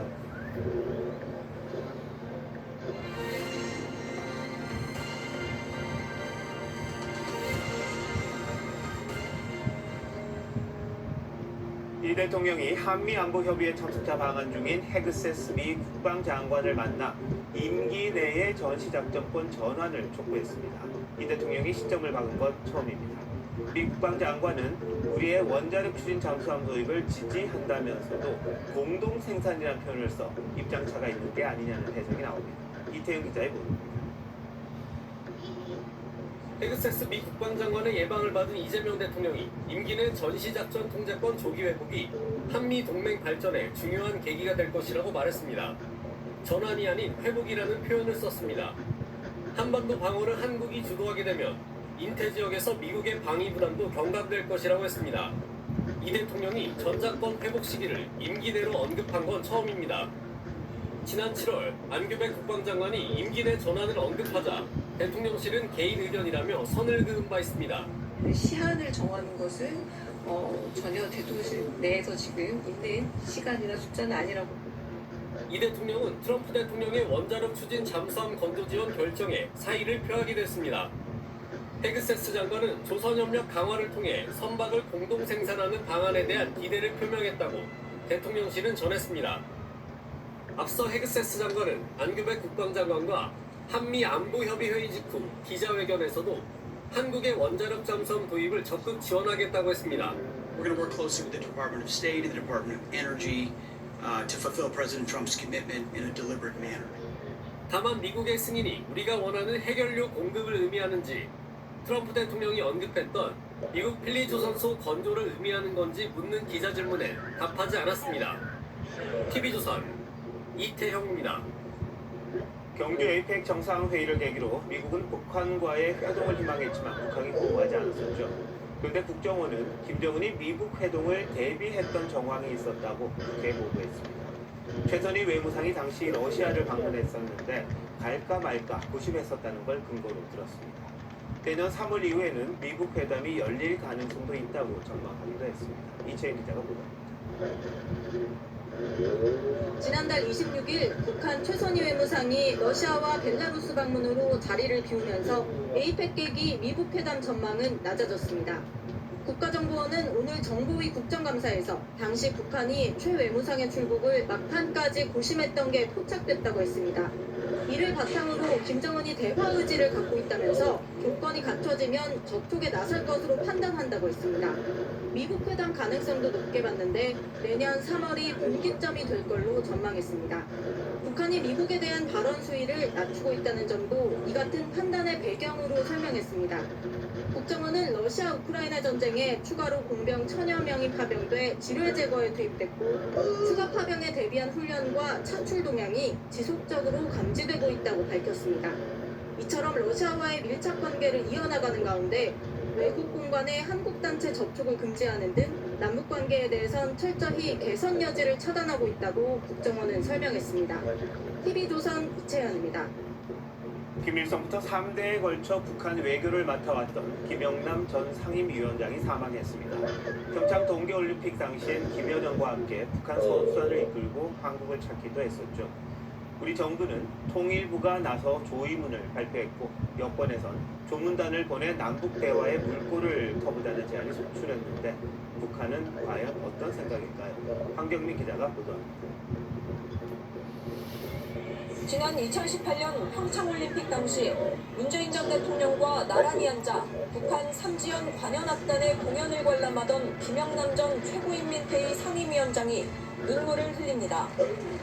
북한 조선중앙통신은 김 전 위원장이 암으로 생을 마쳤다고 보도했습니다. 척출한 공적을 남긴 로세대 혁명가인 김영남 동지가 97살을 일기로 고귀한 생을 마치었다. 남편한테 먼저 내가 하도 살 좀 빼라고. 근데 살이 진짜 미친듯이 빠지는 거야. 김정은 위원장도 오늘 새벽 조문하고 애도의 뜻을 표했습니다. 3대 세습에 걸쳐 북한 외교의 중추적 역할을 해왔던 김 전 위원장은 명목상 국가수반인 최고인민회의 상임위원장을 20년 넘게 맡았습니다. 11년 만에 남북 선수단이 공동 입장한 평창 동계올림픽 때 김여정 부부장과 함께 북한 선수단을 이끌고 한국을 찾기도 했습니다. 정부는 정동영 통일부 장관 명의로 조의문을 발표했습니다. 두 차례에 걸쳐 평양에서 김영남 전 위원장을 만나 한반도 평화와 남북관계 발전을 위해 의미 있는 대화를 나누었던 기억이 납니다. 여권에선 박지원 의원이 조문 사절 자격으로 평양을 방문하겠다고 자청했고 윤건영 의원 역시 조문단 파견을 제안했습니다. 남북 간 대화의 계기로 활용해보자는 의미로 해석됩니다. 다만 통일부는 조문단 파견이 성사될 가능성은 현 단계에선 높지 않다는 입장입니다. TV조선 황정민입니다. 경주에서 타결된 한미 관세 협상을 놓고 또다시 양측의 말이 미묘하게 엇갈리면서 이번 주 발표할 걸로 예상되는 공동 팩트시트가 관심입니다.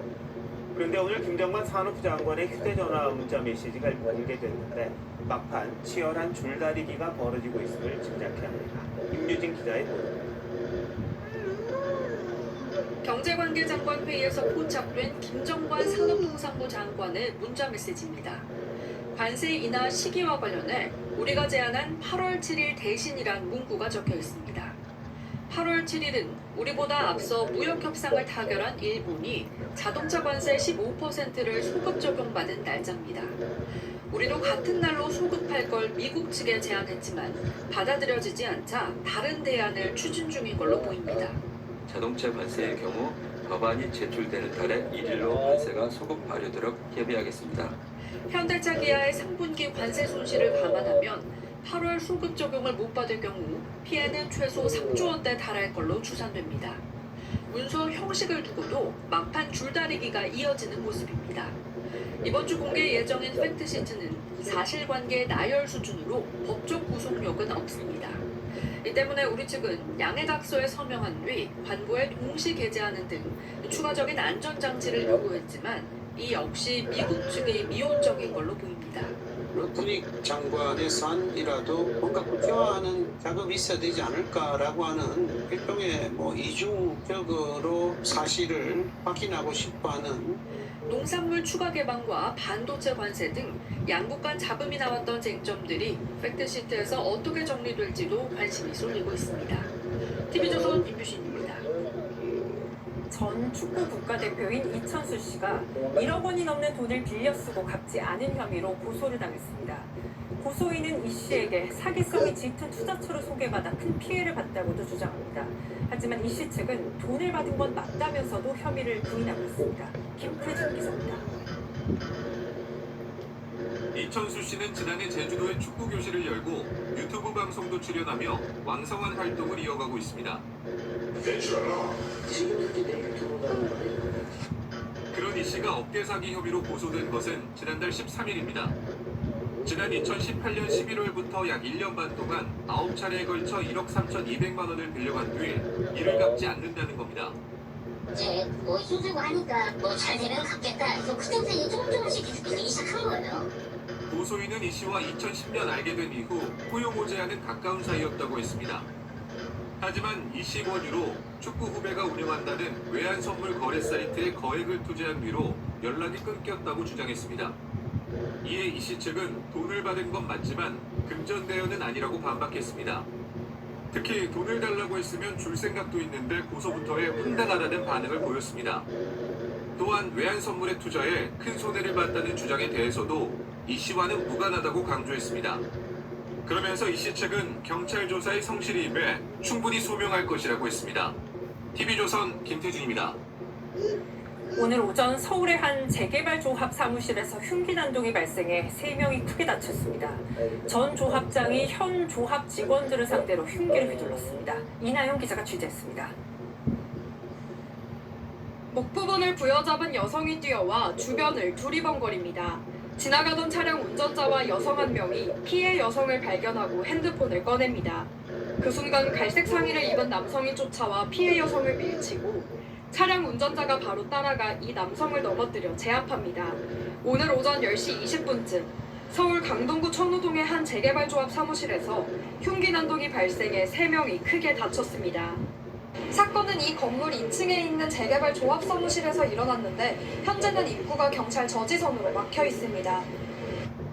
용의자는 피해자가 건물 밖으로 몸을 피하자 뒤쫓다가 지나가던 시민에게 제압된 뒤 출동한 경찰에 체포됐습니다. 정장 입으신 분이 이제 맨 처음 1차로 제압을 하고 계셨었어요. 근데 그때 이제 저도 좀 부랴부랴 가가지고 제압을 하고 직전 조합장인 용의자는 지난 7월 강제추행 혐의로 입건돼 지난 9월 조합장에서 해임됐습니다. 한 달 전에 해임된 거 있을 때 남자 조합장하고 여자 사무장 2명이 경찰은 용의자를 상대로 범행 동기와 계획범죄 여부 등을 조사하고 있습니다. TV조선 이나영입니다. 제주 해안가에서 차 포장지에 쌓인 마약이 또 발견됐습니다. 한 달 새 벌써 5번째입니다. 제주도가 마약 유통 창구가 된 건 아닌지 주민 불안감이 커지고 있습니다. 장혁수 기자가 보도합니다. 승합차 모양의 경찰차가 해안도로를 오가고 항구에는 폴리스 라인이 쳐졌습니다. 경찰차가 소방차에서 나와가지고 며칠 동안 계속 그러니까 무슨 일이 있나? 제주항 방파제 인근 갯바위에서 은박지와 비닐로 포장된 마약 의심물질 1kg이 발견된 겁니다. 포장지에는 한자로 차란 글자가 적혀 있었는데 해경이 마약 간이 검사를 진행한 결과 신종 마약인 케타민으로 확인됐습니다. 지난 9월 29일 서귀포시와 지난달 24일 제주시에서 발견된 케타민 포장 형태와 비슷합니다. 케타민은 진통 효과가 있어 의료용 마취제로 쓰이지만 남용하면 환각 증세를 일으킵니다. 무비자로 입국한 중국인이 필로폰 1.2kg을 몰래 들여왔다 검거되는 등 지난 9월부터 약 한 달간 제주에서 발견된 마약이나 마약 의심 물질은 이번이 벌써 5번째입니다. 주민들은 불안합니다. 관광객 이장이나 조직들이 막 활개를 치는 것 같은데 그거를 좀 막을 수 있는 방법을 찾아야 되는데. 해경은 아직까지 마약의 출처나 경로를 파악하지 못하고 있습니다. 해안이라는 그 어떤 특수성 때문에 지금 어떤 수사 단서 같은 게 지금 많이 부족한 상황입니다. 해상과 해안가 수색을 강화한 해경은 차 포장 형태의 백색 가루를 발견하면 만지지 말고 즉시 신고해달라고 당부했습니다. TV조선 차혁수입니다. 요새 투자 사기 같은 범죄는 주로 해외에 거점을 둔 조직들이 벌이고 있습니다. 이들이 벌어들인 돈은 국내에서 세탁하는 경우가 많은데 최근 상품권 사업자를 가장해 자금 세탁을 도운 일당이 붙잡혔습니다. 하동원 기자의 보도입니다. 한 시중은행 창구를 찾아온 남성. 신분증을 건네고 서류를 작성하더니 직원으로부터 5만원권 뭉치를 건네받습니다. 남성이 인출한 1,000만원은 투자 사기 조직이 벌어들인 범죄 자금이었습니다. 진짜 플리코와 사기꾼을 구별하는 방법은 무엇인가요? 여러분, 누군가가 큰 돈을 약속한다면 남성이 인출한 1,000만원은 투자 사기 조직이 벌어들인 범죄 자금이었습니다. 개인 사업자 계좌로 돈을 이체받은 뒤 정상적인 매매 대금인 것처럼 인출해 세탁하는 겁니다. 경찰은 이 남성을 포함해 총책 등 자금 세탁 조직 13명을 구속해 검찰에 넘겼습니다. 상품권 사업자로 등록한 이들은 지난해 8월부터 사업자 계좌 10개로 100억 원 상당의 범죄 자금을 건네받은 뒤 수사망을 피하기 위해 43개 은행 지점을 돌며 현금을 인출했습니다. 범죄 계좌를 추적하다가 허위의 사업자 계좌로 대량의 돈이 계속해서 이렇게 모이는 것을 확인을 하고 그 계좌에 대한 수사를 하다 보니 사업장은 서류상으로만 공유 오피스텔로 해놓고 숙소 여러 곳을 옮겨다니며 조직적으로 움직였습니다.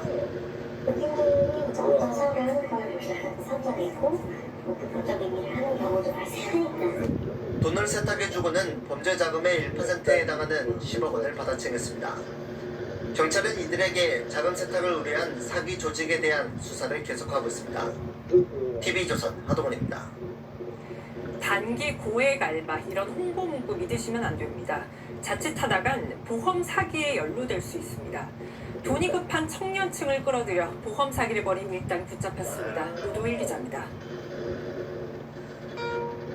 도로에 멈춰선 차량. 뒤에서 달려오던 오토바이 한 대가 차선을 바꾸는 듯 하더니 갑자기 핸들을 돌려 차를 들이받습니다. 뭐예요? 신호를 받지 않고 좌회전하는 차량을 향해 승용차가 돌진해 그대로 부딪힙니다. 모두 보험금을 노린 고의 사고입니다. 과실이 있는 운전을 하는 그 상황들 그런 거를 노리고 있다가 이제 그 타이밍에 맞춰서 사고를 이제 실행하는 겁니다. 보험 사기 기획자들은 SNS를 통해 급전 대출이나 단기 고액 알바가 가능하다며 돈이 급한 청년층을 행동책으로 끌어들였습니다. 실제로 가담자의 80%는 20, 30대 남성이었습니다. 이들은 감시를 피하기 위해 후방에서 차를 박는 뒷쿵, 공격 포지션 등 은어까지 썼습니다. 큰 돈을 벌 수 있게 해주겠다며 젊은 층을 끌어들여 허위 진단서로 보험금을 타는 일당들도 대거 적발됐습니다. 지난해 8월부터 최근까지 이런 식으로 보험 사기를 벌이던 적발된 인원은 총 3,600여 명, 타는 보험금만 900억 원이 넘습니다. 금융당국은 단순히 공모자를 모집하는 글을 올리는 경우도 처벌될 수 있다고 경고했습니다. TV조선 노도일입니다. 전세가 사라지고 이제는 월세가 대세가 됐습니다. 안 그래도 전세 매물이 부족했는데 정부의 고강도 규제 영향까지 겹친 탓입니다. 세입자들은 어쩔 수 없이 월세나 반전세를 알아보지만 늘어난 주거비 부담에 한숨만 내쉬고 있습니다. 이유경 기자가 취재했습니다. 내년 1월 서울 용산구 아파트의 전세 계약 만료를 앞두고 이사갈 집을 알아보고 있는 40대 직장인 권모 씨. 2년 새 전세 가격이 2억 원 넘게 오른 데다 매물을 찾기가 힘들어졌습니다. 줄 서서 들어가는 그 정도로 매물이 없는 상태고 학군이나 이런 걸 다 따져서 지금 가기가 되게 곤란한 상황이 되었습니다. 서울 전역의 토지거래 허가제 시행으로 실거주 의무가 생기면서 전세 매물이 씨가 마르고 있는 겁니다. 새끼고 하는 것들 싹 정리하다 보니까 물건이 더 줄은 거죠. 실입주만 올리니까 물건은 정말 한두 개밖에 안 되는 거죠. 그렇다고 반전세나 월세를 살자니 주거비 부담 때문에 당장 먹고 입는 걸 줄여야 할 판입니다. 3억 7천에 130에서 50 사이인데 그 정도를 제가 부담하기에는 좀 무리가 있어 보여서 다른 여가생활 즐길 수 없을 것 같아서 신용대출을 또 받아야 되냐. 임대차 시장에서 월세 비중은 2021년 43%에서 4년 새 63%까지 늘었습니다. 관록에 막아버리면 주거이동의 연쇄고리에 의해서 전세를 못 들어가는 사람들이 생길 수밖에 없어요. 특히나 이제 청년의 가구들에게는 주거비 부담에 대한 전문가들은 급격한 월세화 현상이 주거 양극화를 더 심화시킬 수 있다고 경고하고 있습니다. TV조선 이유경입니다. 서울 종로의 세운상가는 60, 70년대 최고의 주상복합이었는데 지금은 오래돼서 재개발이 필요하다는 주장이 많습니다. 서울시는 이곳을 고층 빌딩으로 재개발하고 싶어 하는데 인근의 문화재 종묘 때문에 국가유산청과 갈등을 빚고 있습니다. 뭐가 문제고 해결책은 있는지 신유만 기자와 따져보겠습니다.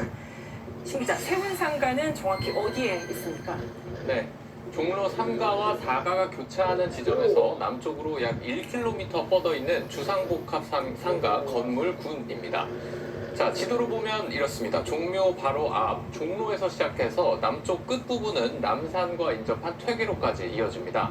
서울시는 여기에 고층 빌딩과 공원이 결합된 도심 랜드마크를 조성하겠다는 계획인데요. 이를 위해 일단 종묘와 가장 가까운 위치부터 최대 145m까지 건물을 올릴 수 있도록 고도 제한을 완화했습니다. 참고로 종강역 종로타워 빌딩이 133m, 세종대로에 있는 서울 파이낸스 센터가 124m 높입니다. 그렇군요. 그동안 왜 재개발 얘기가 계속 나왔던 건가요? 네, 세운상가는 1968년에 완공돼서 지어진 지 올해로 58년째입니다. 한번 리모델링 했지만 본질적인 노후화 문제를 해결하지는 못했습니다. 도시 구조적으로도 문제가 있다는 지적이 계속 나왔는데요. 서울 강북을 이렇게 동서로 분단시켜 소통을 막고 있다는 겁니다. 강북의 도로의 주 동서 방향으로 되어 있는데 세운상가가 남북 방향으로 완전히 만리장성처럼 그걸 막고 다 끊어버리는 행사를 띠고 있거든요. 그러니까 인공적으로 20세기에 강북에다가 성곽을 하나 만든 거다. 낡은 건물이면 재개발 필요성이 있어 보이는데 국가유산청은 어떤 부분을 반대합니까? 네, 재개발 자체에 대한 반대는 아니고 새로 올라가는 건물의 고도를 제한해야 한다는 겁니다. 세운상가와 약 180m 떨어진 유네스코 세계문화유산 종묘의 경관을 해친다는 이유입니다. 서울시와 국가유산청 간에 뭐 또 다른 갈등이 있습니까? 네, 표면적으로는 유네스코가 권고한 세계유산 환경평가를 서울시가 무시했다, 안 했다는 건데 이건 강제성은 없습니다. 본질적인 문제는 국가유산청과 서울시 간에 끝나지 않은 법적 분쟁입니다.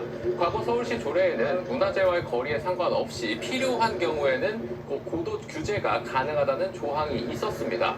세운상가도 이 규정을 적용받아서 개발 제한 고도가 71.9m로 묶여 있었는데요. 하지만 이 조례가 2023년 시의회에서 폐지가 됐고 국가유산청은 폐지한 것이 부당하다며 행정소송을 냈는데 아직 대법원 판결이 나오지 않았습니다.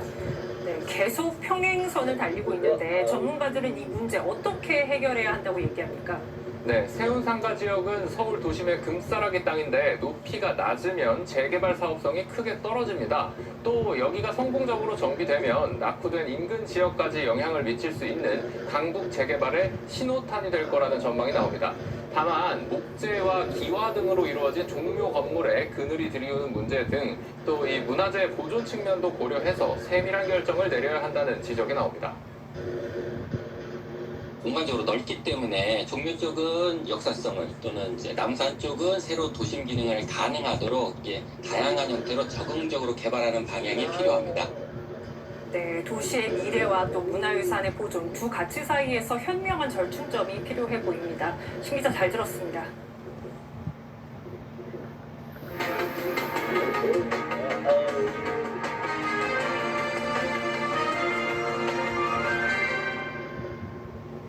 김건희 여사가 건강에 문제가 있다고 법원에 보석을 청구했습니다. 김 여사 특검은 허가하면 안 된다는 의견을 낼 계획인데요. 오늘은 김 여사 모친과 오빠를 피의자 신분으로 불러 조사했습니다. 이광희 기자가 보도합니다. 김건희 여사의 모친인 최은순 씨와 오빠 김진우 씨가 나란히 특검 건물로 들어옵니다. 어떻게 대단 부상님 한 분도 안 되셨습니까? 네, 지금 특검 수사 받으신 거 어떻게 생각하세요? 최 씨의 특검 출석은 처음입니다. 특검은 두 사람이 양평 공공지구 개발 사업에서 800억 원 상당의 매출을 올리고도 양평군에 허위 자료를 제출해 개발 부담금을 한 푼도 내지 않은 걸로 보고 있습니다. 지난 8월 도이치모터스 주가 조작 혐의 등으로 구속된 김 여사는 건강상 이유로 법원에 보석을 청구했습니다. 이에 대해 김건희 특검은 보석이 허가되면 안 된다는 의견서를 법원에 낼 것이라고 했습니다. 저가형 전기 매트, 프리미엄 온열 매트 똑같은 매트인데 가격은 왜 이렇게 다를까요? 쿠팡 인기 저가형 전기 매트와 프리미엄 가격의 온열 매트를 안전성, 기능성, 병재성 김건희 특검은 보석이 허가되면 안 된다는 의견서를 법원에 낼 것이라고 했습니다. 내란 특검은 계엄 당시 홍장원 전 국정원 1차장의 CCTV 영상을 국민의힘에만 제출한 혐의 등으로 조태용 전 국정원장을 소환했습니다. CCTV로 홍장원 차장도 우선 검증 지시한 사실 있으신가요? 성실히 조사 잘 받도록 하겠습니다. 해병 특검은 수사외압 의혹과 관련해 윤석열 전 대통령에게 오는 8일 출석하라고 통보했습니다. TV조선 이광입니다. 이화영 전 경기부지사는 쌍방울 대북 송금 사건 등으로 대법원에서 유죄가 확정돼 복역하고 있습니다. 그런데도 검찰 회유가 있었다는 주장을 계속하고 있는데요. 이재명 대통령과 함께 기소된 제3자 뇌물 혐의 첫 재판에서도 같은 주장을 하며 검찰 내부 감찰 결과를 보고 재판 여부를 판단해달라고 했습니다. 재판부는 어떤 판단을 내렸을까요? 김준석 기자가 보도합니다. 지난달 국정감사에 출석한 이화영 전 경기부지사는 검찰의 술파티 진술 회유 주장을 반복했습니다.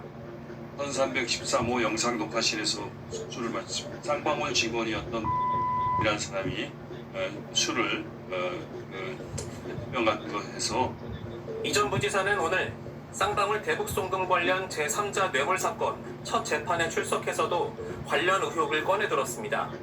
종전 재판에서의 법정 진술은 수원지검 술자리 이후에 이루어졌기 때문에 증거 능력이 없다며 수원지검에 대한 서울고검의 감찰 조사 결과를 보고 재판 진행 여부를 판단해야 한다고 주장했습니다.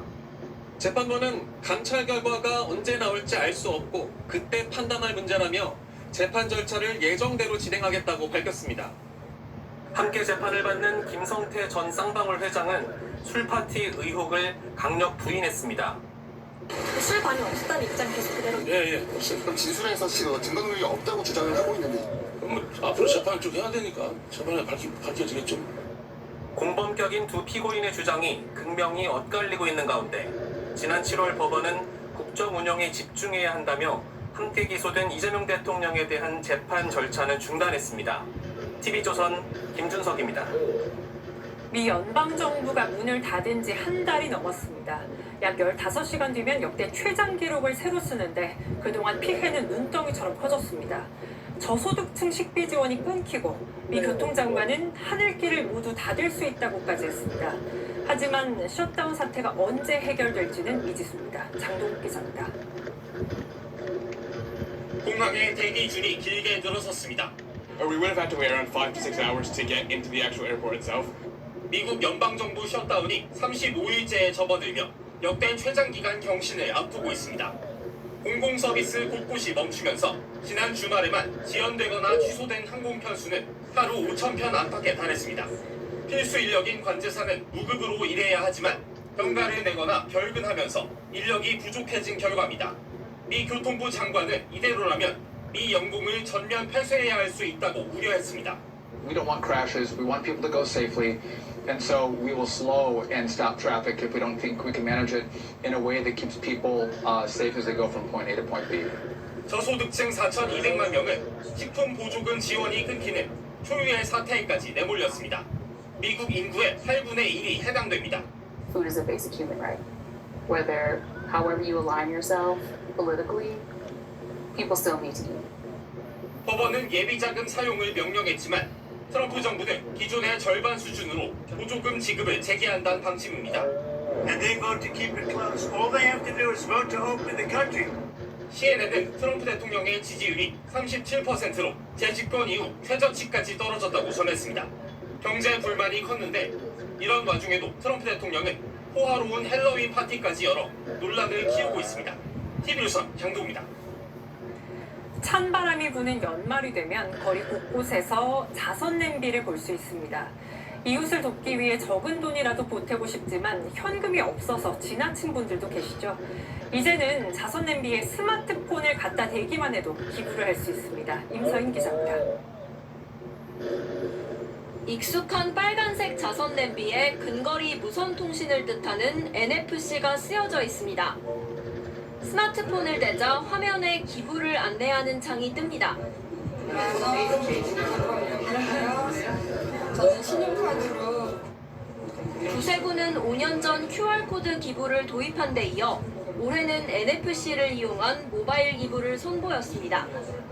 NFC가 부착된 액세서리도 등장했습니다. 평소에 들고 다니며 이렇게 언제 어디서든 손쉽게 기부도 할 수 있습니다. 다양한 모금 방법들을 젊은이들이 참여할 수 있는 그런 모금 방법을 개발하고 있고요. 국내 현금 결제 비율이 2013년 41% 선에서 지난해 15%대로 내려앉으면서 현금 없는 사회에 발맞춰 기부 문화도 달라지고 있습니다. 호주머니 손을 넣으시면 현금을 얼마나 많이 갖고 계십니까? 대부분 가지고 있는 것이 스마트폰입니다. 그럼 이 스마트폰을 어떻게 적용해서 모금으로 활용을 할까? 실제 거리의 현금 모금액은 21억 4,500여만 원으로 전년보다 1.4% 줄었지만 QR코드를 통한 스마트 모금액은 같은 기간 700여만 원에서 1,860여만 원으로 2.6배 늘었습니다. 최첨단으로 진화하는 기부 방식이 우리 사회에 얼마나 더 많은 온정의 손길을 낳을지 기대가 모아집니다. TV조선 임서인입니다. 조용필과 양희은, 혜은이, 이선희 이 가수들은 모두 자신의 최고 히트곡을 한 사람한테서 받았습니다. 한국 대중음악의 거장 작곡가 김희갑이 그 주인공입니다. 박수영 기자 소개합니다. 독백하듯 읊조리는 실험적인 스타일로 한국 대중음악사에 한 획을 그은 조용필의 킬리만자로의 표범. 깜짝 놀랐죠. 어떻게 이런 발상을 하셨습니까? 기적이었었죠. 당당하고 주체적인 여성의 등장을 알리며 1980년대 유행가의 양상을 바꾼 혜은이의 열정. 내가 열정 안 불렀으면 어떻게 할 뻔했지? 히트곡 제조기 김희갑은 1936년 평양에서 태어나 한국전쟁 중 월남했습니다. 미 8군쇼에서 기타를 연주하며 음악 활동을 시작한 이래 60년간 무려 3천여 곡을 작곡하며 한국 대중음악의 역사를 썼습니다. 조용필의 또 다른 히트곡인 그 겨울의 찻집과 양희은의 하얀 목련, 김국환의 타타타, 임주리의 립스틱 짙게 바르고 등이 모두 그의 손에서 태어났습니다. 김희갑과 함께 숱한 히트곡을 만든 작사가이자 부인 양희자는 지금도 그의 영감의 원천이 궁금합니다. 내가 참 위대한 팀하고 살았구나 하는 생각을 새삼스럽게 했어요. 엄청난 사람이었구나. 김희갑의 삶을 다큐멘터리로 만든 양희 감독은 노령의 뇌경색 후유증으로 기억이 희미해져가는 그를 위해 영화화를 결심했다고 밝혔습니다. 이렇게 위대한 작곡가가 있는데 아무도 기록을 안 하는 거예요. 연세는 자꾸 들고. 두 부부는 자신들의 곡이 새 생명을 얻을 수 있도록 젊은 창작자들이 마음껏 가져다 썼으면 한다는 바람도 전했습니다. TV조선 박소영입니다. 체코와 일본을 상대로 WBC 모의고사를 치르는 야구 대표팀이 서울 고척돔에서 완전체 훈련을 진행했습니다. 가을 야구에서 부진한 모습을 보였던 투수 김서현은 명예 회복을 노리고 있습니다. 이다솜 기자입니다. 이 바지를 입기만 하면 영하 30도의 폭풍우 속에서도 추위를 전혀 느끼지 못합니다. 우리나라 섬유 산업의 발상지인 이다솜 기자입니다. 배트를 들고 직접 내야 수비 훈련에 나선 류지현 감독의 기합 소리가 고척돔에 울려 퍼집니다. 한국 시리즈를 치렀던 LG와 한화 선수들까지 합류하며 34명 완전체가 처음으로 손발을 맞췄습니다. 투수 김서현도 씩씩한 모습으로 다시 공을 잡았습니다. 한화가 19년 만에 한국 시리즈에 진출하는 데 큰 힘을 보탠 김서현이지만 정규 시즌 최종전부터 한국 시리즈까지 이어진 부진은 2004년생 어린 선수에게는 감당하기 어려운 시간이었습니다. 류지한 감독은 김서연을 향한 배려로 아끼는 마음을 드러냈습니다. 언급을 안 해주는 게 어떻게 보면 더 도움이 될 수도 있거든요. 그래서 시간을 주면서 본인 스스로 편안함을 느낄 정도의. 선수단은 어제 저녁 한자리에 모여 평가전 승리를 다짐한 가운데 주장으로 선임된 박혜민은 한국 시리즈 우승의 기운을 대표팀에 불어넣겠다는 각오입니다. 나이가 좀 가장 많기 때문에 선임해 주신 게 아닌가라고 생각을 하고 있는데 어쨌든 그런 좋은 기운과 함께 어린 선수들을 잘 하나로 모아가지고 우리 선수들은 이번 주말 체코와 2차례 평가전을 치른 뒤 일본으로 출국해 한일전을 준비합니다. TV조선 이다솜입니다.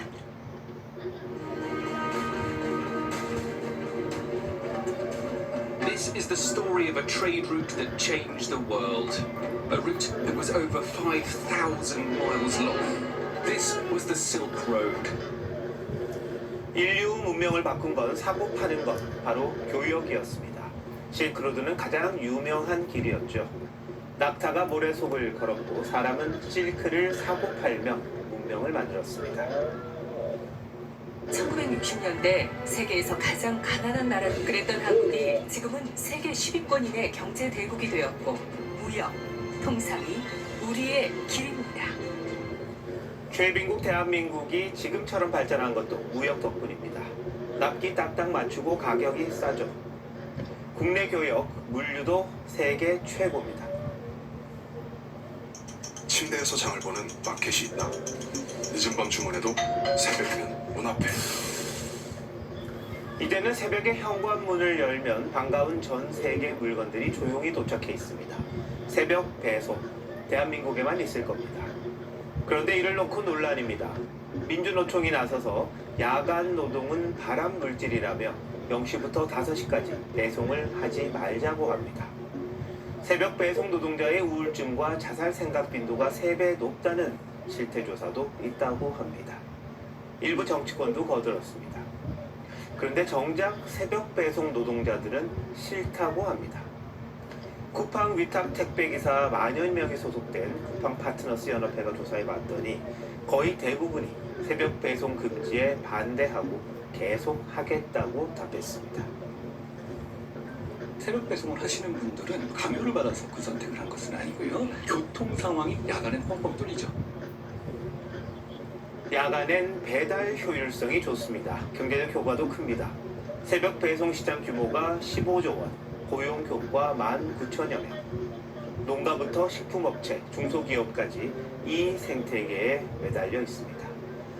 오죽하면 민노총 출신 노동부 장관까지 신중론을 내놨을까 싶습니다. 건강권을 지키자는 취지 좋습니다. 토머스 제퍼슨도 인간의 삶과 행복을 돌보는 게 정부의 첫째 목적이라고 했죠.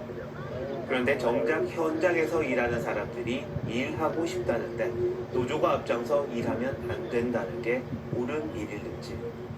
그게 노동자의 삶과 행복을 돌보는 일일까요?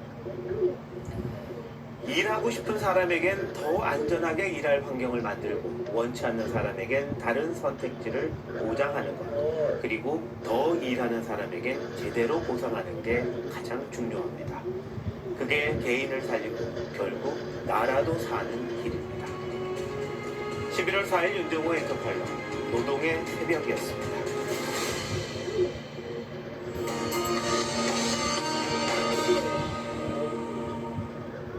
때일은 한파가 누그러졌습니다. 서울 덕수궁은 단풍잎들이 울긋불긋 물들고 있습니다.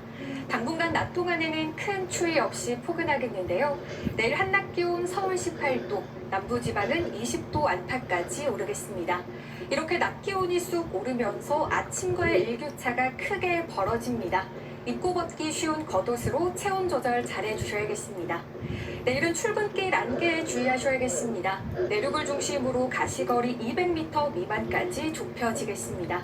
내일 전국 하늘 대체로 맑겠고 제주도는 구름 많겠습니다. 내일 아침 기온 서울 6도, 창원 10도로 출발하고요. 한낮에는 서울 18도, 부산은 22도까지 오르겠습니다.